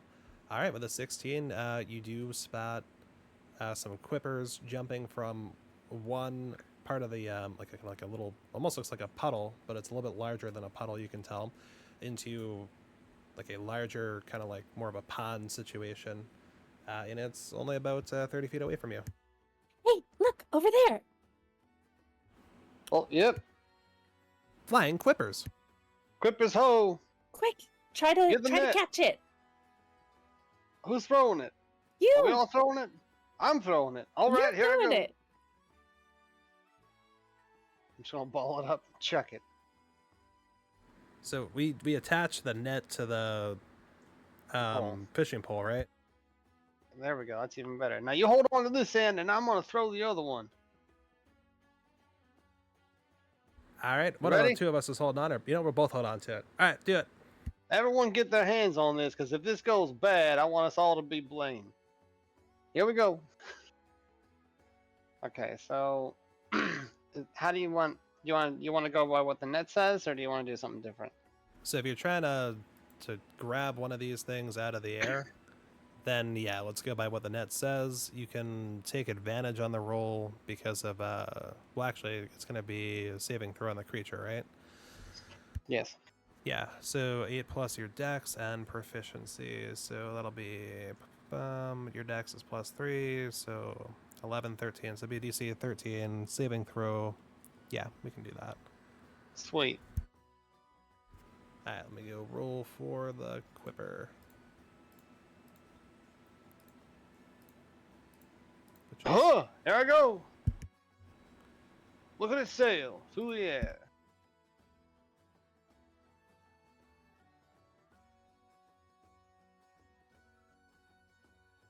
I say, is that a frog? Where? Oh, hey, look, you got it. The Quipper does not save, so success. Well, that's one. At least 9 more to go. All right. Let's look again. Well, now hang on. I think we've overlooked the part of the equation here that's pretty important. What? Where are we going to keep these biting whippersnappers? Oh. We gotta probably take them out, right? Like, I mean, they wanted their corpses, not the actual living things. We can't keep them alive out of the water anyway. Look at this guy. He's like flap, flap, flap, flap, flap, flap, flap. Astutely put. You know, you are the expert on making things unalive. I am going to appoint you head chief of killing these little biting fish. Okay, I'm gonna do this humanely, I think. Let's find out. By removing their skeleton while they are alive. Nope, he's gonna cast Mind Sliver if he's able to. Must succeed in intelligence. Yeah, nope, there's no limit on it. Yep, it can be cast on beasts. Mind Sliver, and he has to make an intelligence saving throw. Wow, look at this modifier, everybody. It does not save. In fact, it rolled a -3. It's anyone watching the fish at this point, it's like writhing around because it's not in water, and it's trying to snap at the net to get out, and it's having a tough time, and like luckily it's not getting the net, but then Zephyr, after you all kind of talk about what's going on, he goes up and he minds, let me some mine, and like it just immediately stops moving. All right, one down. I'm gonna come back with a big stick. I'm just gonna start beating it. Whack! Whack! Whack! But why? You She never looks- can be too safe with these kind of things. Do you happen to have a therapist? Or whatever for. In your No, nothing. Nothing at all. I don't think it's dead. You don't think it's dead. What about it's not moving makes you think it's not dead? Also, you smashed it with a stick a bunch of times. Explain this to me. Maybe I just knocked it out. Maybe you just... So I did nothing, and it stopped moving. I don't know what you did. Did you do something? Yes. 'Cause you didn't announce that you were going to do something. You just kind of stood there and stared at it intently. And then it stopped moving. Did you intimidate it to die? Are you trying to convey to me that you frightened this poor fish to death? 1 second while I consult the other actions I took while casting my spell. Did you intimidate a fish to death? No, so Mind Sliver drives a spike of psychic energy into the mind of one creature you can see within range. Target has succeeded on an intelligence saving throw. This thing got a -3 on its saving throw. It has these individual, if you manage to get them away from the swarm, these each only have 1 health, if that makes sense. So it killed it. So from what you guys would have seen, the components in the spell are verbal. So that's what he's saying, like, mind sliver the mind sliver, and then it, do the thing. But if you're looking for like somatic or material or anything, you wouldn't see any of that. Am I taller than you? Are you? What is your size? I don't remember. I remember I'm pretty heartily large. I don't think I'm super big though. Vulpin are usually. Oh, I don't have my height in here either. So Vulpin are usually like 5 to 6 feet. I think Strigs are usually up to about about the 5 same. feet. Yeah.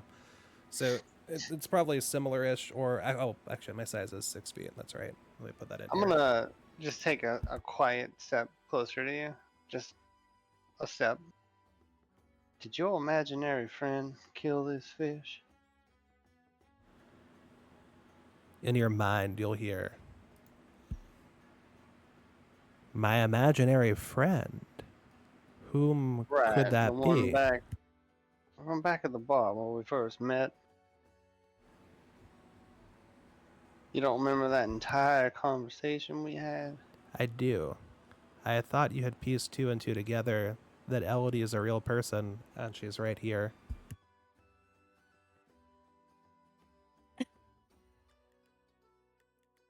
Yes, Elodie is real. Very good. I don't know. Are you sure about that? You Oh, yeah. can't hear us inside of his head. I was gonna ask, were you responding? And so we're speaking telepathically for the very moment. Mm-hmm. Like I Okay. remember clocking that in the very beginning. That wasn't a thing that frightened me. I imagine that's like I guess I was in a circle in which that's an important thing. I will tell you from a universe standpoint that this kind of speech would be uncommon, especially in the way that Zephyr's doing it. But if you're not a trained wizard, sorcerer, or like really any kind of magic user, the subtlety of like how Zephyr is doing this and how that would differ from like what those from the aviary who might be more magically inclined would do would be invisible to you, so to speak. I, from a player standpoint, I can tell you that this is more special, so to speak, and unusual. Sure. But like, you wouldn't know that, especially if you haven't like engaged in mind messaging much. That might be less apparent to you. Well, all right, we got one. Do they need just a skeleton, or can we keep in one piece? Well, 3 pieces.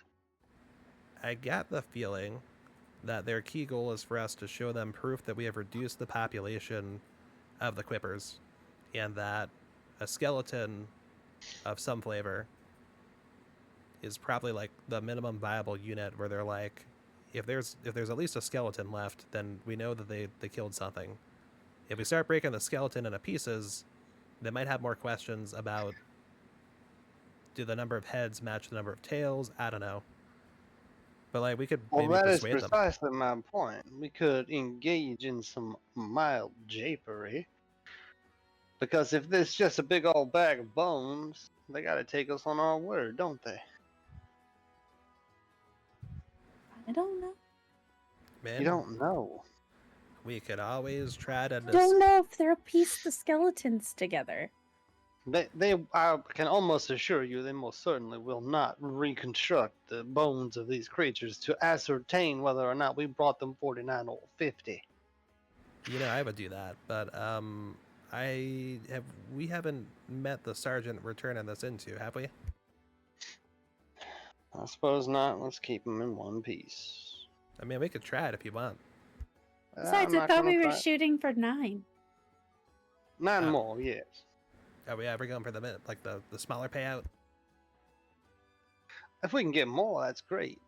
I don't find any reason for us to push ourselves past the limit. We do have a performance tonight. Well, you have a performance tonight. I will be doing something. You're the opening act. Okay. Hey, look, I think there's another one over there. Yeah, they're still jumping from the same pool to this other one. Before you finish your sentence, I'm just gonna throw the net again. All right, let me try to make the deck save on one of these. You want to do this 9 more times? I'm actually going to cast Minor Illusion on the net to make it look like the water. So when they jump up, it just looks like that's where they need to jump. And I'm gonna also make like a little bug that they could eat sitting on top of that water. Huh. Okay. Water is hard because it's moving, but I think the bug makes It does not have to move. It just has to look like the static picture of the water. I'll say as a performer, you can figure out how to make a static picture look like water and that's suspended in the air, or it's in the net. Well, when they jump up, it just needs to like look as they're coming down like the correct thing. Okay, so it doesn't look like a net. Gotcha. So, okay, I see what you're doing. So we can.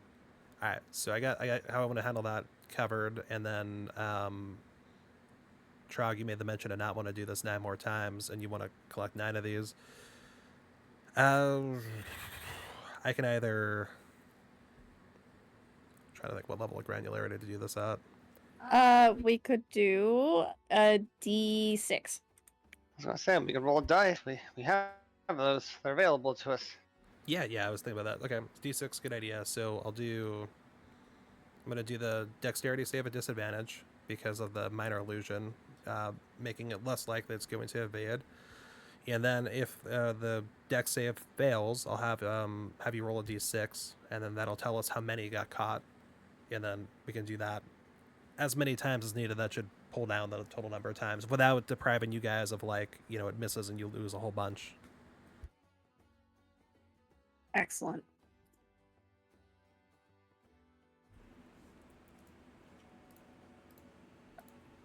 I do think, however, if we do it this way, we should also roll a dice to determine how much time has passed.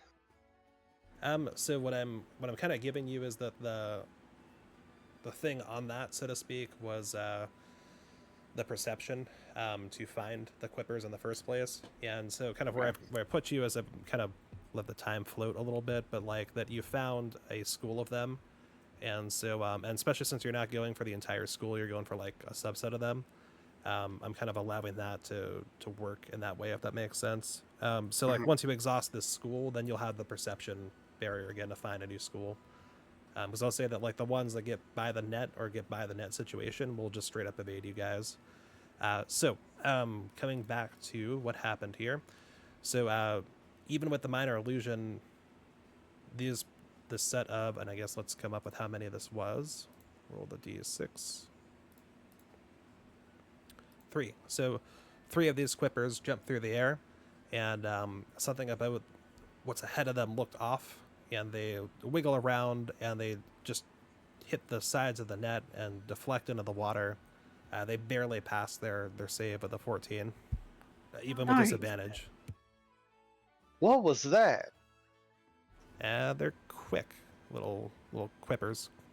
No, did you see the weird thing that appeared on the edge of the net there? I think it scared them away. What was it? It looked like, well, I've seen better representations of aquatic form done by preschoolers. But that's kind of what it looked like it was going for. Wow. Would you like to try to catch them without the illusion? Well, I'm just confused. Did you do an illusion spell to this thing? Yes. Okay, now see, if we're going to work together as a team, y'all have got to let me know when you are doing things that I am not privy to. I have a certain level of expertise when it comes to the appraisal of fine arts.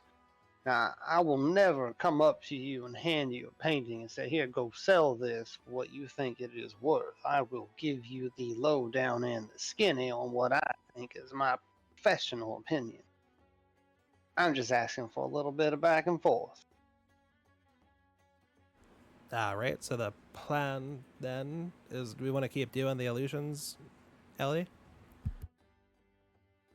No, since he thinks he can do better, go ahead. Oh, I didn't say I could do better. I was merely trying. How about this? How about I give you some pointers on how to apply depth to a static image. I think you're digging an even bigger hole than I thought was possible. I'm gonna go sit over here for a minute. You referred to my work as kindergartner, so Well, all right. Well, you've got me on that one. I apologize if that was offensive to you. I was merely confused.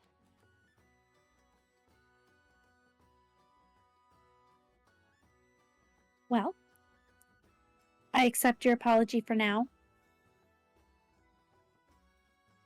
All right. Well, how about we continue on with the catching and bashing of these slippery suckers? Go right ahead. Great. I throw it again. All right, let me roll the d6 up front so we know how many this is going to be for. Oops, wrong one. There we are. Roll the dice. Da-da-bum. There are 2 that jump through the air. Cool. Is there any illusion this time? Nope. All right. Elodie is offended. She'll get over it.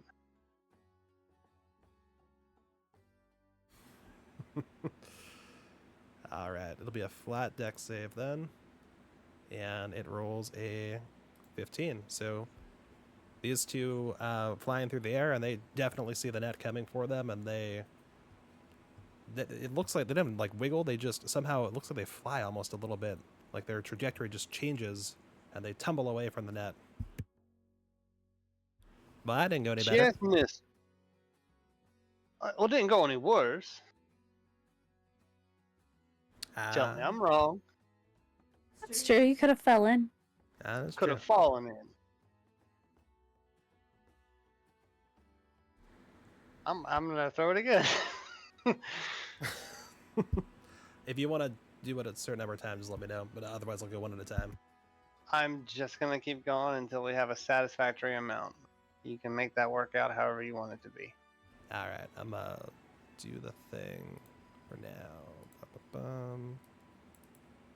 There will be 1. Come on, d6. All right, well, that is what it is. We have 1 flying through the air this time, and it is going to do a flat deck save. Gets a 9, so this one gets caught.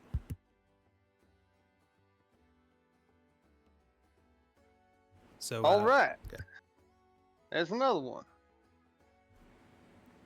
So- That certainly makes 2. yeah, but this one's still alive. Are you wanting to scare it to death again? Oh no, I'm with you on this one, Ellie. This sounds like a Jasper problem. Oh, great. Well, if you intend to have me do all the work, then I intend to reap all the benefits. I'm okay with that. Well, okay. I'm gonna keep tossing.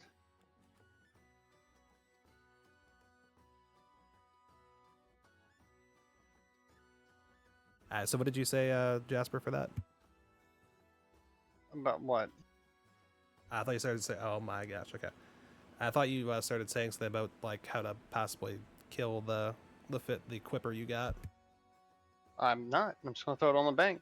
Oh, you throw the quipper on the bank. Okay, it's gonna keep. I'm gonna handle that separately. Elodie, you're doing a thing while this is happening. Like staring in Jasper's eyes.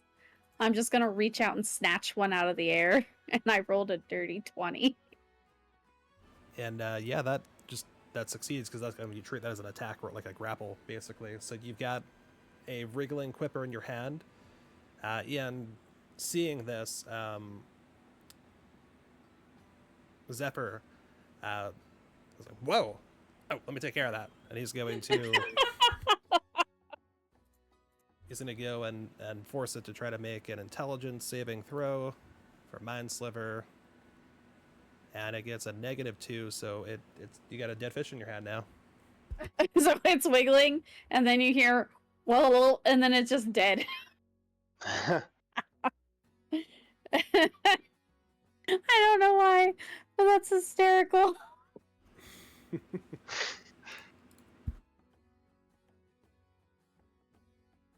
Well, Well, now we have 3.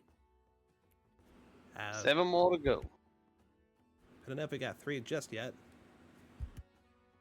And as I pull the stuff back up, because D&D Beyond wanted to lose the session, I'm gonna make a roll for that quipper that's bobbing and dabbing.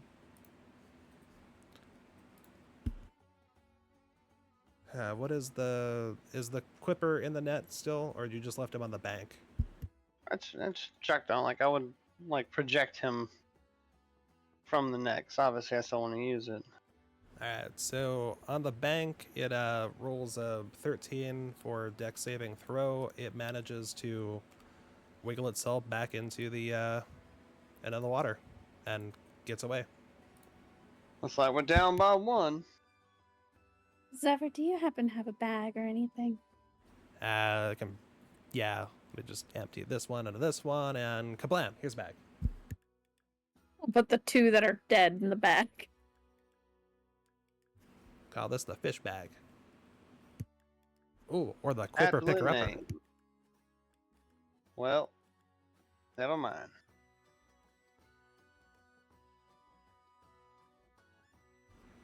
Alright, how we would like to proceed, team? 7 more times. How many, like, how deep is this little swarm? Like, is it in like a small pondy looking? Sure. So they're coming from a smallish pond. Like actually kind of more of a puddle is where they're in at the moment, and they're jumping out of this puddle into kind of a large.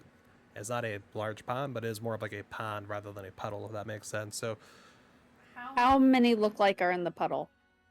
let's see. So I've kind of been giving you guys the benefit of the doubt that let's say we had 3. Try to kind of track how many we've lost. So 6 have been lost. We got 2. So 8 have been accounted for. That leaves 20 still. I think I want to try to cast sleep. Huh. Sure. So that is a saving throw for the fish, right? Nope. This spell sends creatures into a magical slumber. Roll 5d8. Yeah, this just works. If the hit points are better. Yeah, say 20-foot sphere is adequate. The hit points are 19. Alright, so you get 19 quippers asleep there, and then 1. No, that's no, it's not the total amount of hit points. It's how many hit points of creatures the spell can affect. Yes, so the way that works for sleep is usually that you subtract each creature's hit points from the total before moving on to the creature with the next lowest hit points. And then you get to a point where you have to have enough like remaining in your pool. Like, and if you don't, then it just doesn't work on the last, whatever, exhaust it. So for a My reading of that is that anything inside range that's 20 hit points or less is affected. No. So what the way it works is so it says you start. So kind of walking through the text, starting with the creature that has the lowest current hit points. Each creature affected by the spell falls unconscious until the spell ends. The sleeper takes damage, or someone used an action or slapped the sleeper awake. Subtract each creature's hit points from the total before moving on to the creature with the next lowest hit points. A creature's hit points must be equal to or less than the remaining total for that creature to be affected. So basically, what you do is you figure out what's in your area of effect, and then you have to find whatever the lowest hit point creature there is. Now, these are all part of the same swarm, so they're all same hit points, so equal opportunity there.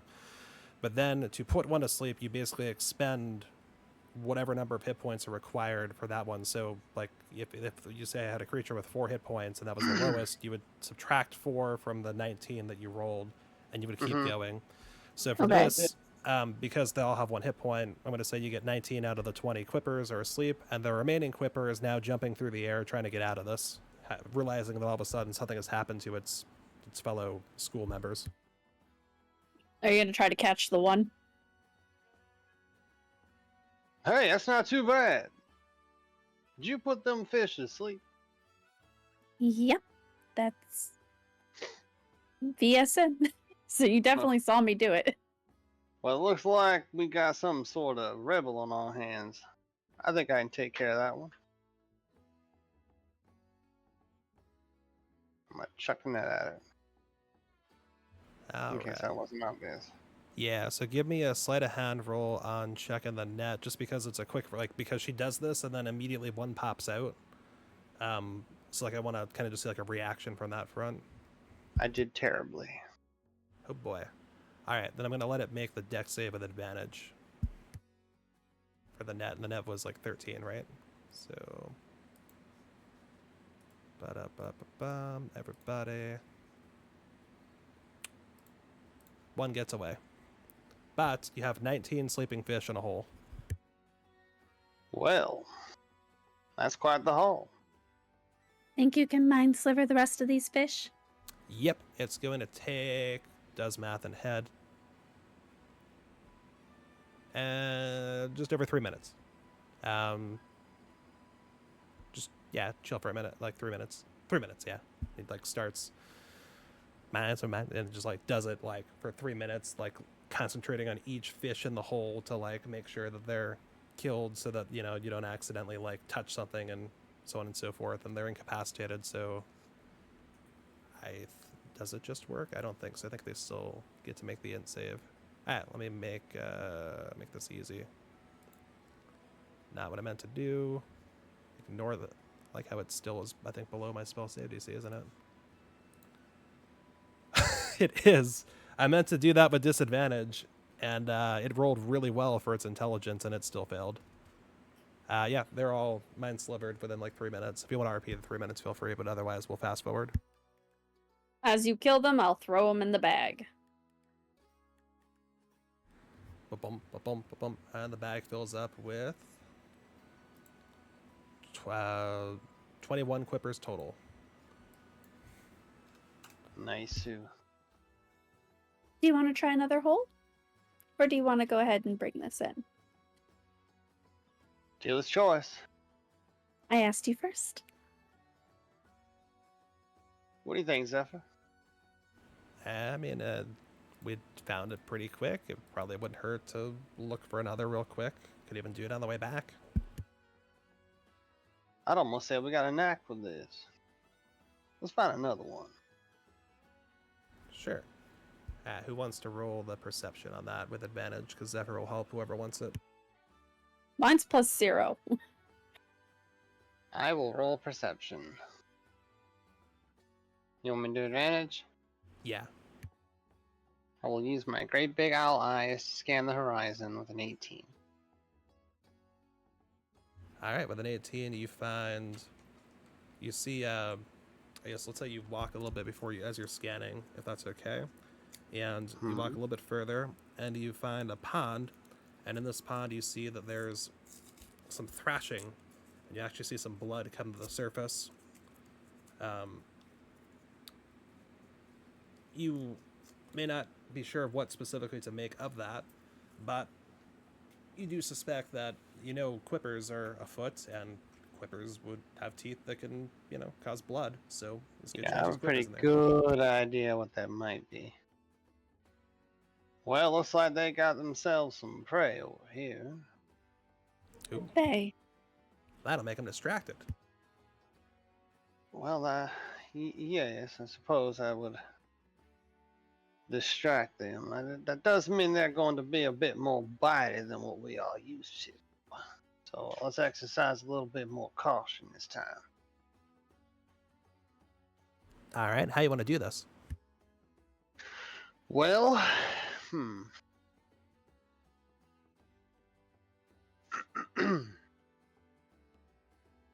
carefully. Okay, I'm listening. Good, then you heard me. We need to be careful. Right, yes, I have ears. My ears are quite large. Please don't call that out. Are you okay? He's a little grumpy. All right. Well, How about we drag the net and scoop up as many as we can? That sounds like a positive idea. Alrighty. Yeah, let's see, 5 foot wide, and let's see how many quippers there be here. I don't know why I'm talking like this now. You sort of go into a bit of a calculation accent there. I think it's fun. Oh, why, thank you. Alright, well, these quippers take up a room. Where's the size on the size class? Come on. Where are you? And I'm so sorry. I'm having a look at the actual page on this instead of the quick notes.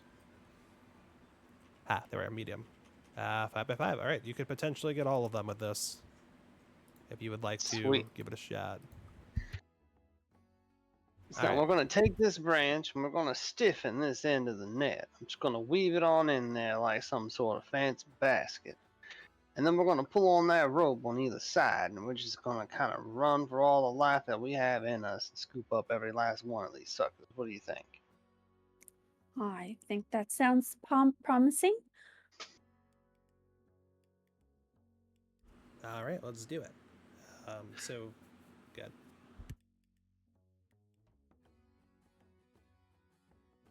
I'm decent at athletics if you want me to be the one that runs. I like that idea. Let's do it.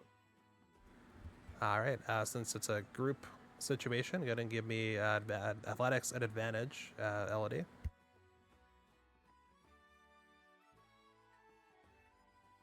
$19. All right, so you can easily keep up with this to make this happen. So that's going to give us, I'm going to count this as kind of like the net, like what the net says on it pretty much. So we're going to do, let's see, yours is 13. I think yours is pretty good, like for dex. Your dex is +2. Yeah, so I think it'd all be the same for the amount of addition here. Let me double check Zephyr in case he gets any better, in case you want him to do it. Nope, I think everyone's +2 on dex, surprisingly. Oh no, +3 for Jasper, my bad. So Jasper is the best one to do the dex part. So we'll use Jasper's save DC. And we've got 28 in here, possibility-wise. Oh, wow. Oh, that reminds me. Let me throw the quippers up for everyone. I forgot to throw the quippers up. Yeah, I sort of had to go on intuition. Yeah, it was going to be that until... let's see... Where are you at? Quipper. There we are. There you go. Quippers. On stream. Alright, so I could use a little bit more finnage. Yeah, I mean, so like getting these in the net, yeah, is a little bit, you know, but that's why we took the high athletics roll. So go with that, and then let's see, maybe we'll do.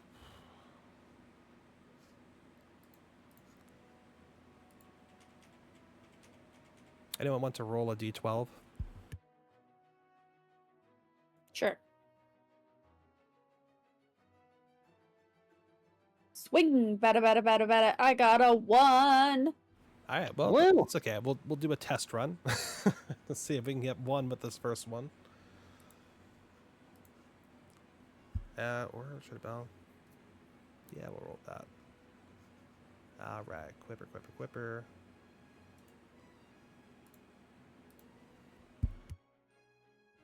All right, so that one got a 10 and gets caught up in the net, and we're gonna kind of keep going from here. Who wants to do the next?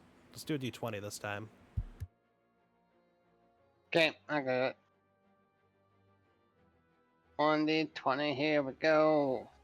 It's an 8. All right, so we got 1. Let's see what these 8 will do on their dex save.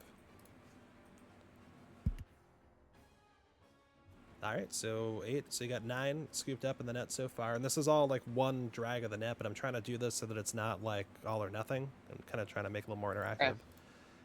Give me another d20. We're doing pretty great. Keep it steady. I'm like pulling the rope taut, trying to guide it as she's running. Sounds of her footfall squishing in the soil. Am I rolling? We might get them all if we keep this up.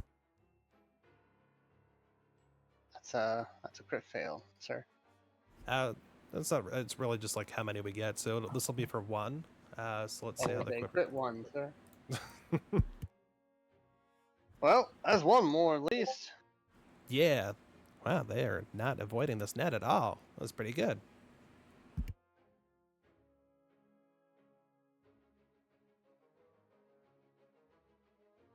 All right, another d20. Another d20. All right, we're coming up on the edge here. We're gonna have to cut or break loose or school them all up. 13. Ooh, 13. All right, so 13 possible ones in the net for this one. Don't get bit.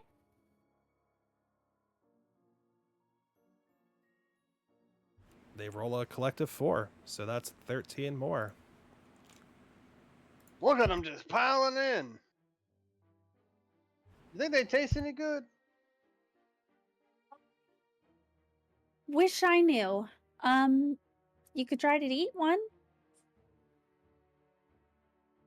Yeah, you could. Well, I didn't see any on the menu of the fine eating establishment back in town, so probably not. Maybe they're not as good about not getting their feathers bit. Perhaps. We're willing to pay people to go like kill them, so maybe they're just not caught super often. The last roll, but I just took, there were 5 left, so I just kind of took them all. That was a 7, so those also get caught in this net. So you've got 28 quippers in the net. Okay. We're gonna hit the bank then, I guess. And all right, now quick, bring the edges together and hold the net up in the air. All right. I'll say with the earlier 19 on athletics, you all are able to do that successfully. Zephyr, this is where you need to shine. When we let go of this sack, they're gonna fall out of here like a rain cloud. And probably bite me. But I don't want them to do that. I do have 1 Hail Mary in case things go south. Let me see what I can do quickly. Quickly is good. I like quickly. Yeah.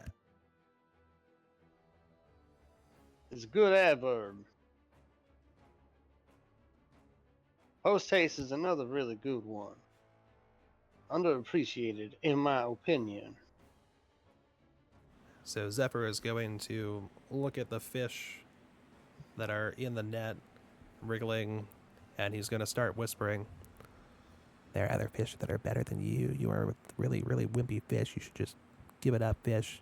Give it up, give it up, give it up. Quippers. He casts Dissonant Whispers, and they have to make a wisdom save of 14. I'm gonna give you the most Jim from The Office look, Elodie. If I had lips, I would purse them together and look at you like, what is happening right now? We're holding a net full of some 30-odd biting fish that are known to be dangerous and cause bleeding in a net in the air, and he's whispering to I can't. Meanwhile, they fail their wisdom save and does 11 damage for Dissonant Whispers, which takes out 11 of the quippers. Just stop moving all of a sudden. I don't know what you're doing, but you got to keep doing it there, Zephyr. We got most of them aren't moving now, I can tell, but this thing's getting awfully writhy. So I can do one of 2 things here. I'm going to give you both kind of the opportunity to weigh in. This is kind of like a little like event kind of thing at this point. So Okay. Zephyr basically just used his action to cast a spell to take 11 of them out. I I know you're both like holding this net up, but you might have things you can do with your action if you'd like. I am willing to give Zephyr a bonus action to do Mind Sliver as well. So there's like less pressure to do a lot of damage, if that makes sense. Elodie, if you got some sort of plan, this is the time to do it.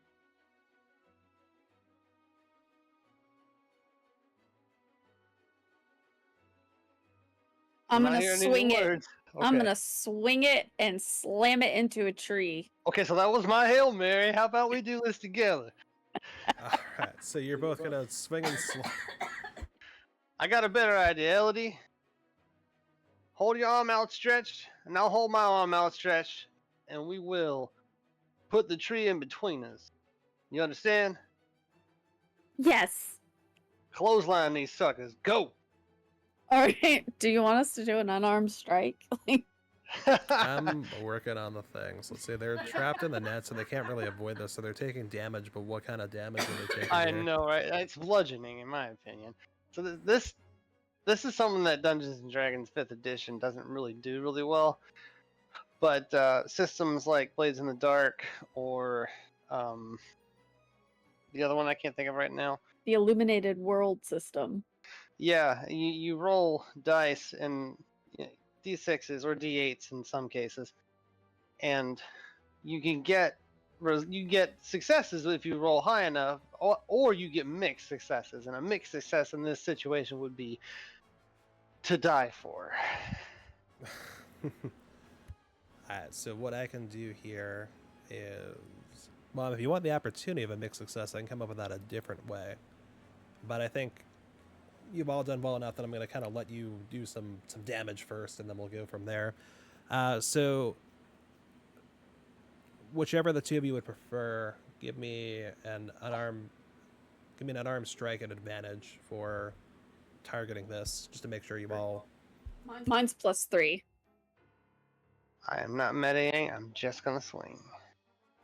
You want to swing? Why not? Let's see. Okay, then I'll assist you. Yeah, whichever he does it, take advantage on it. I got a 16 to hit. Yeah, that hits. Cool. Alright, so for damage, this is going to be the equivalent of a club. I'm going to say that because you're both doing this, the amount of force that these hit the tree with is going to be 2d4. So, Jasper, since you took the lead, go ahead and roll 2d4 for me. Oh, okay. I spammed one a whole bunch.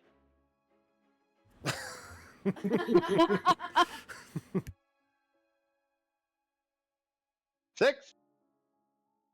Yeah, so 6, like, just all of a sudden stop writhing and stop moving altogether. Elodie, I believe we have to go again. All right. I'll run this time. Okay. Hang on. So we got 11 from Dissonant Whispers. We got 6 from this. We got 11 left. Zephyr's going to throw a Mind Sliver in there as well. So we'll have them have to make an intelligence save. They roll a nat 1. Okay, never mind. This might actually take care of it. Critical damage. Yep, that's what I'm doing. Crit damage. 7 damage. So 7 psychic damage. Mind something. Mind. I guess they're dazed from the trunk still. Why do you sound like an auctioneer? Because I gotta say this fast, otherwise I can't make this a bonus action. I'm not even doing this with meta magic. This is completely illegal right now. Mind Sliver of the Mind, here it is, and he's going around the corner. Got about 15 Mind Sliver of the Mind. Go ahead, 7 Sliver of the Mind. Oh, man. Alright, so there are 4 quippers left. So there were, let me go check the rules on your net, Jasper, because it has, I believe, some stats that we need to look at here. I think we're beyond rules at this point. I mean, I bent a whole bunch, but I did want to give them because the quippers are definitely moving around in there, and like this net wasn't necessarily designed to be like. I doubt they're moving now. I'm pretty sure they're probably like stunned. there's like 4 left a sense, but like so like the way that like D&D stuff works, right? Like over the course of a turn, like stuff is still happening while you're like it's not like everything goes in stasis. So, like they were trying to get We're out. on a new turn. Whenever we're on the All of us took a turn. So this right now is a new turn. And I don't know what kind of car accidents you've been in, but in 6 seconds you are absolutely stunned after a high impact collision. There is no way in hell these fishes are flippy floppying. They're probably like, the fuck? What just happened? You have to turn on moderator mode. There you go. And now you're gonna click on their username. And then you're gonna ban them. And you can report them too if you want. Spam.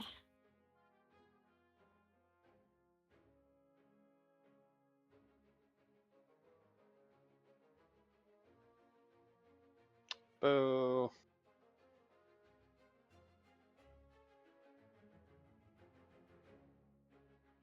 Cool. That was neat. But I will absolutely argue that for the next turn, I don't think these fishes are going, huh, huh. Okay, so it was still the same round, right? And it was going to be their turn. So if we want to argue that they wouldn't have a turn. Let's see. Their turn was getting caught. No, they had a save. So that was like a reaction on their end. So they failed to save, so the reaction didn't help them, but they would still get their turn at the end. I'm loosely doing a thing here, but they would. No, because that means this would be a surprise round. If you don't consider what they were doing in the water when they were captured as a turn, then this is a surprise round, and so we'd be going back to the top of the order. All right, we want to do this surprise round. We can. So, how else do you want to murder the rest of these fish? We're just gonna run. Yeah, just gonna slam it again. Alrighty. Give me unarmed strike at advantage. Go for it. The last one. I got a 6. I have +3. This is great. Oh boy. All right. So tell me how these don't get slammed into the tree. So as I'm running, right, I'm running full speed ahead.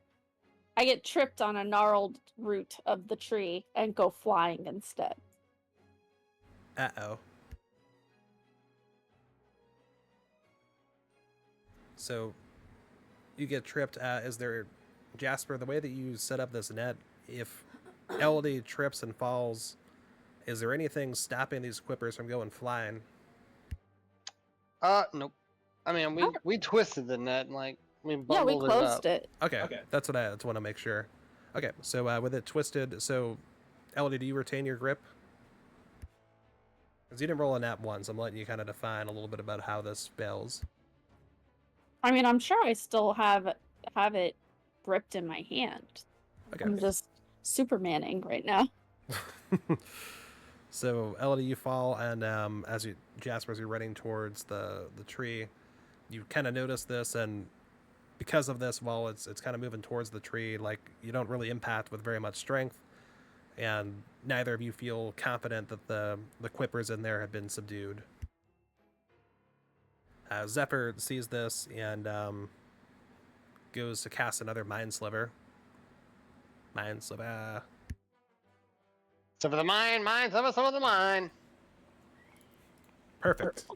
I was gonna spare everyone that, but we'll do the thing. No, sleep a 15 for sleep. Going once, going twice. Sold to the mine sliver fox. Oh wow, I won. They roll an 8, which does not save, so that will be 3. There's 1 quipper left.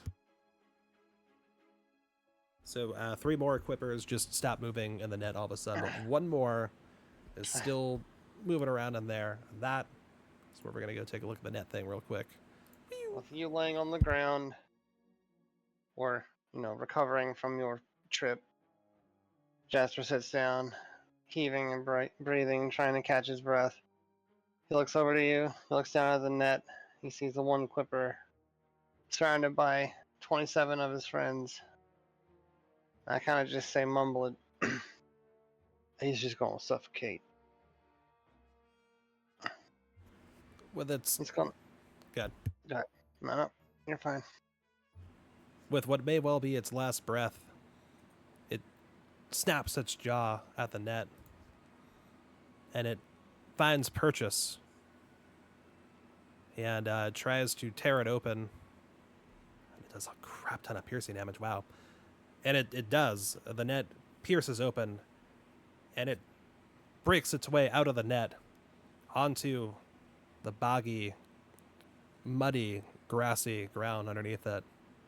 And it wiggles, and it wriggles, and it tries to breathe, and it must make a con save, which it fails.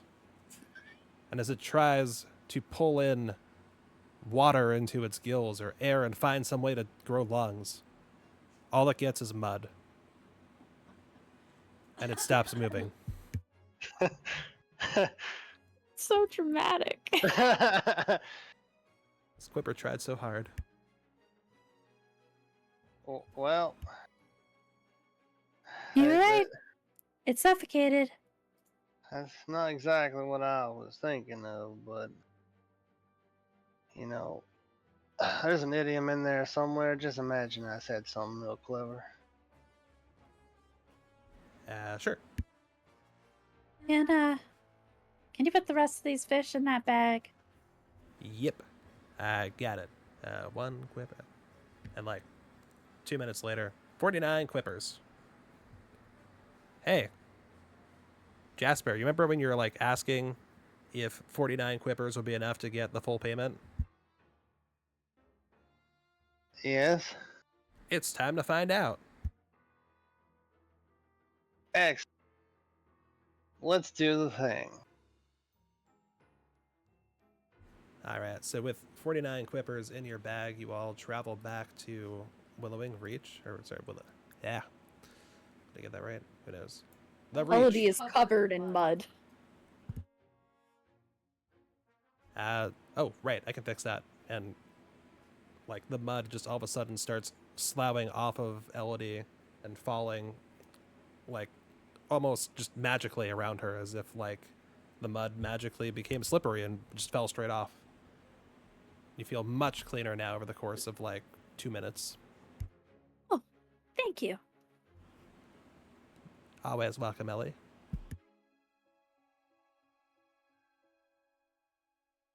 Yeah, let's get these clippers off the screen, and we gotta reload our dice.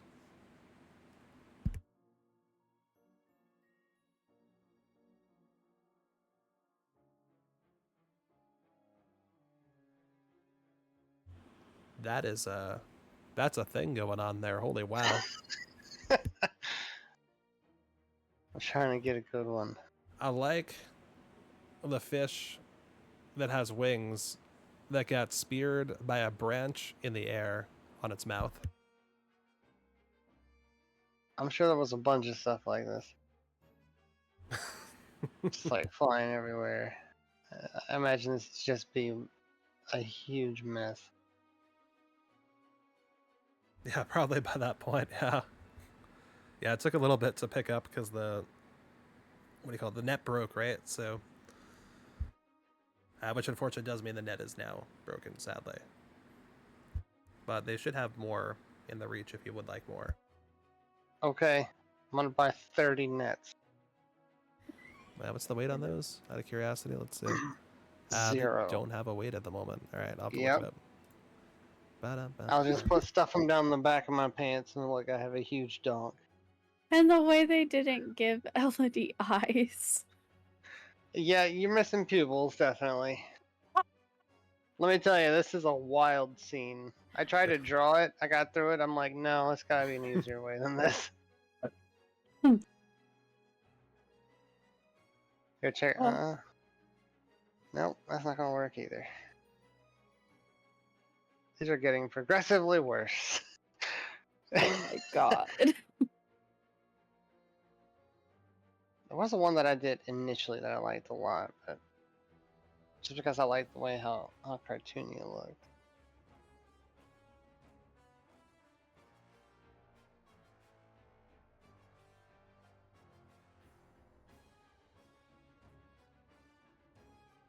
All right, so you all make your way back without further issue, unless you would desire to have further issue, to Winnowing Reach with your catch in tow, and you recall that the job board had mentioned to go see the sergeant for payment for the quippers and like to give him the proof of doing what you have done.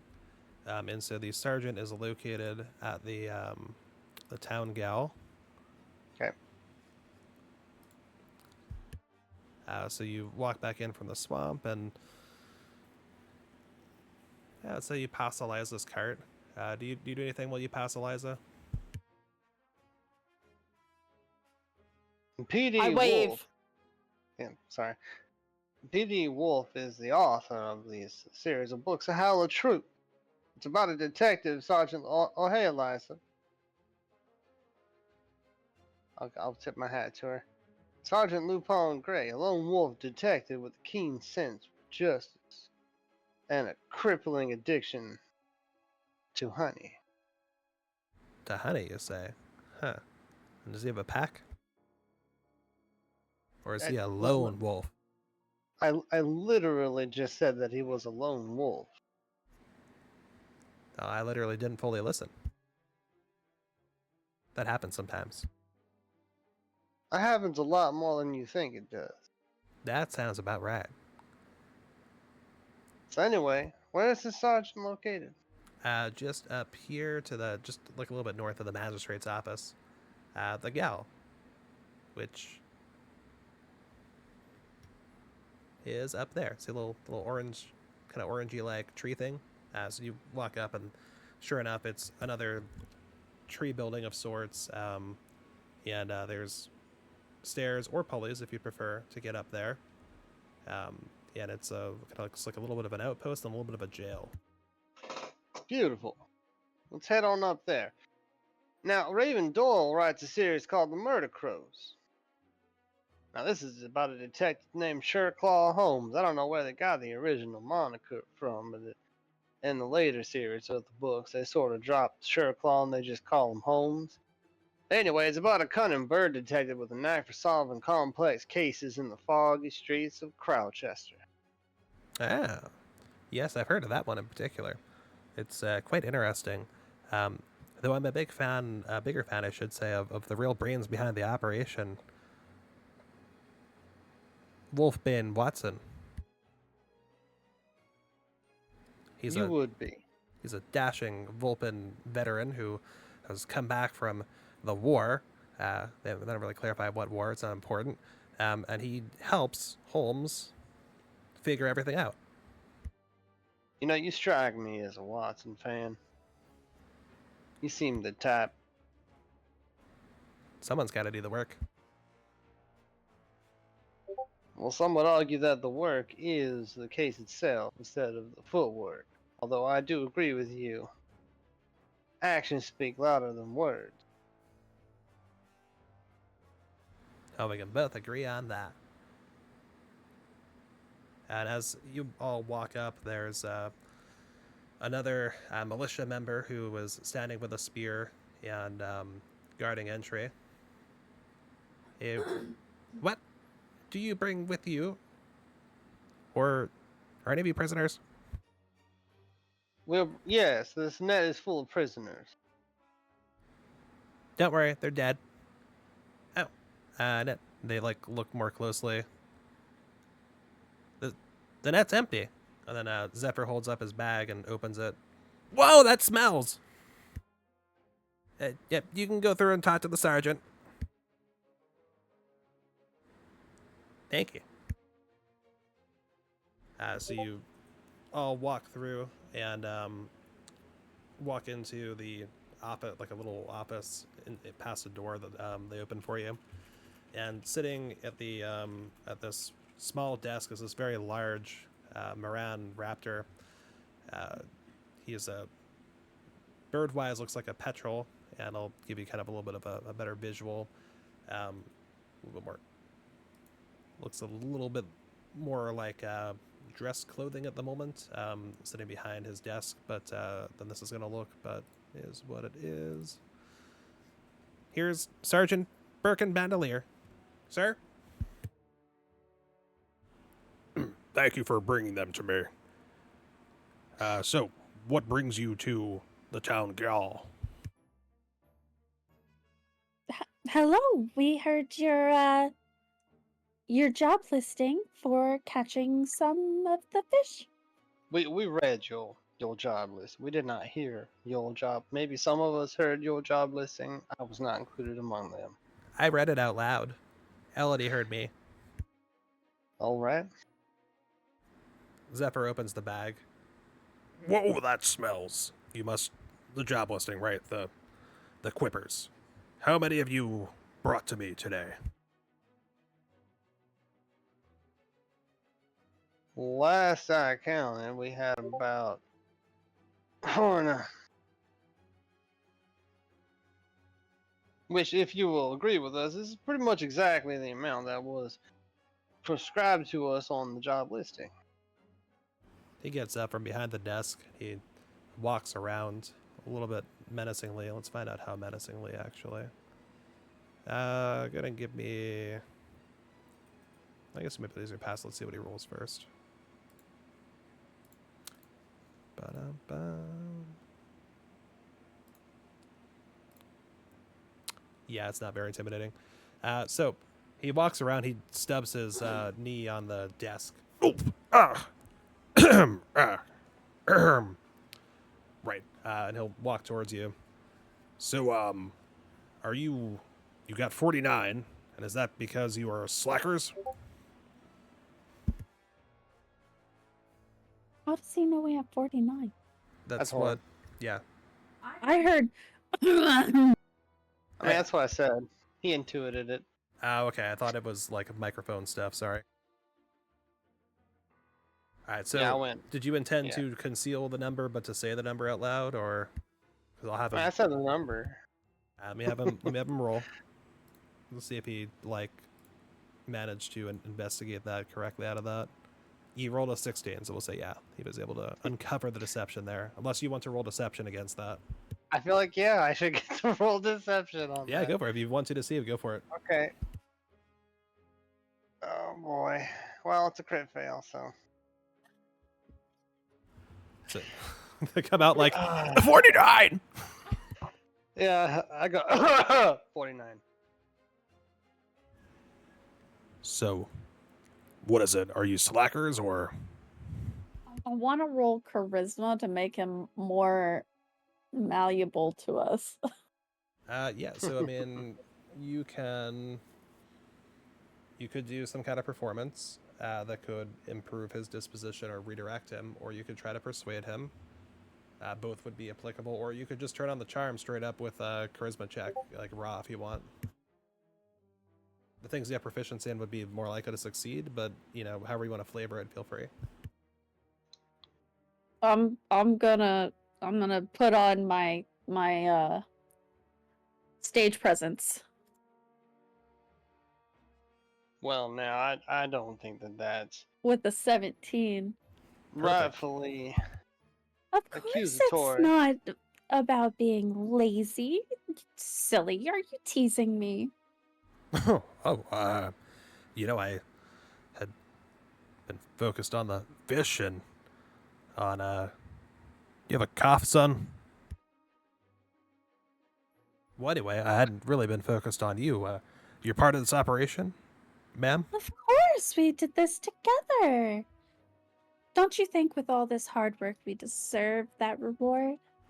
Absolutely. I honestly was just trying to get the lay of the land first. 49 is a really weird number to bring back when it's 50, but it's close enough. The point was we need fewer Well, clippers. we had to get back. I have to get ready to perform tonight. And you'll be in the front row, right? If you'll have me there. And Zephyr will nod at him. Great. I'd love to. Haven't taken a real outing in quite some time here. Sure. And since he kind of came up to you guys, the door is right behind you. Walks behind you for a second. The door opens it. Kelly!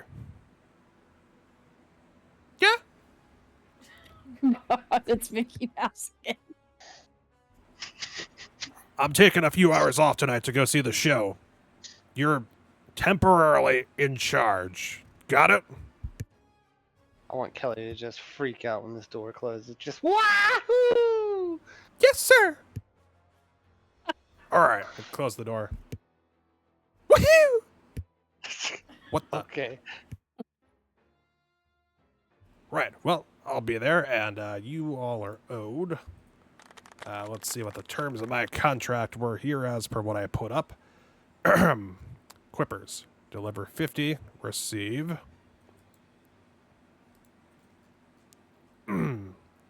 Save 25 gold pieces. All right. Let me go. And he goes back to the desk. He grabs a key from his, somewhere on himself. If you want to try to figure out where, let me know. I'll need a roll for Yeah. it. All right, cool. But nobody cares from where. He clearly uses the, like, you don't see it because it's, out of your view, but, like, you can kind of hear the jingle of key opening drawer. And then he pulls it open. You hear the slide. He, hear him grab some gold pieces, and he comes back over. He first hands Jasper. Here's your 25.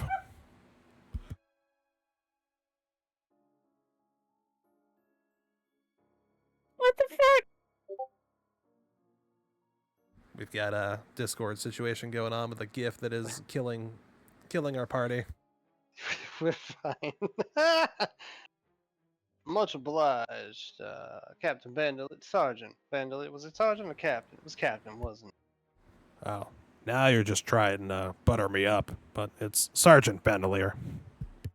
Well, you look like a captain to me. I do have one very extremely important question for you before we take our leave. Sure, hold that for a second. I gotta go pay these other people. And he Absolutely. hands Zephyr his gold unceremoniously, and then he walks up to Elodie. Ma'am, I'm very sorry for how I came across when you first entered my office. Here is all 25 of your gold, and here's a proactive 5 gold tip for your inevitably perfect performance tonight. Thank you. You're quite welcome. If there's anything I can help you all with, let me know. I've got the militia working around the clock to keep everything here secure. And, the inn, the Wrangler's Rest, is usually quite secure on its own, so you should be all safe and good tonight. And I'll be in the front row making sure everything's good. I'm kind of on off time, but I'll make sure I'm an off-duty sergeant for you nonetheless if anyone wants to cause problems. Sounds delightful. We are so looking forward to seeing you there. Well, likewise. Now, Strig, you had a question? Jasper Honeybrew, yes, and I'm gonna sort of get closer to him, and as if I want to make this not be overheard. Permit me an inquiry. Okay. Now, this might sound a little strange, I assure you. It is absolutely innocent in nature. I'm gonna hold up a quip and say, do these taste good? Well, depends on your taste buds. Personally, I like them raw. Well, from one Corvin to a Strig, I appreciate your honesty. I bid you adieu, sir. Who's the Corvum? Aren't you a Corvum? Saw your picture. No, sir, I'm a Moran Raptor. I'm a petrel subspecies, so to speak. From one feather brain to another, I appreciate your honesty. Well, thank you. Have a good day, everyone.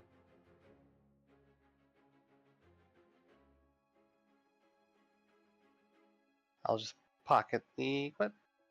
Yep. Feel free, everybody. We're leaving. Yep. We Go ahead. leave. We're gone. So, Elodie, you get 30 gold. Everyone else gets 25. And just from a mechanical standpoint, it was because she put on the charisma. It's fine. I figured. All right. So, What's the point of having a bard if your bard isn't going to shamelessly flirt with everyone? my God. What? Got us money. Man, oh man. Got you money. That's fine, though. So you exit, you walk down the, you see the guard, the militia outside, still kind of like, they're supposed to be standing still and like watching you, but their feet are going up and down as if they're marching, and their spear is also not quite staying, centered the way it should. You get the feeling they might still be a little bit on the happy side for, getting to take over for like a couple hours pretty much. By this point, it is probably about 5 p.m., so it's still sunny, but, it's kind of getting a little bit later in the day, and it's getting closer to when the performance would be. So at this point, and it's about 10:51 real time, do we want to kind of wrap things up here and do the performance at the start of the next session, or do we want to do the performance now? Or do you have anything else you want to do? Wrap? Okay. Yeah. All right, so we'll leave everyone there coming out of the town gal and meeting with our sergeant. And we'll pick up next session then with if anyone wants to do anything before the performance, or we'll pick up at the performance. Sounds good. What? Sounds fine. Woohoo! Dang it, Kelly. We'll also probably pick up at some of the pictures that the three of us got to see today in Discord, but that did not make it on a stream. We'll probably kind of do what we did last time with that, of starting out with player One of them artwork. has graphic violence in it, just FYI. I'm not planning on posting the GIF for what it's worth unless I'm missing. Oh yes, that one. Yes, I see it now. I think I'll check the thing. We should be fine. Make sure it's There are okay. scenes of extreme blood and gore. Yeah, we'll make sure that's checked for like 5 minutes. All right. Well, for anyone who is watching or is watching the VOD, thank you very much. We'll, I think, be back next week, somewhere around 7 p.m. Eastern. Have a good night, everybody. Night. Lizard man in the background there, wading through the water with a spear in his one hand. There is a random thing in the background there. Yeah, AI does things that it does. Oh, I know. Like omit fox pupils.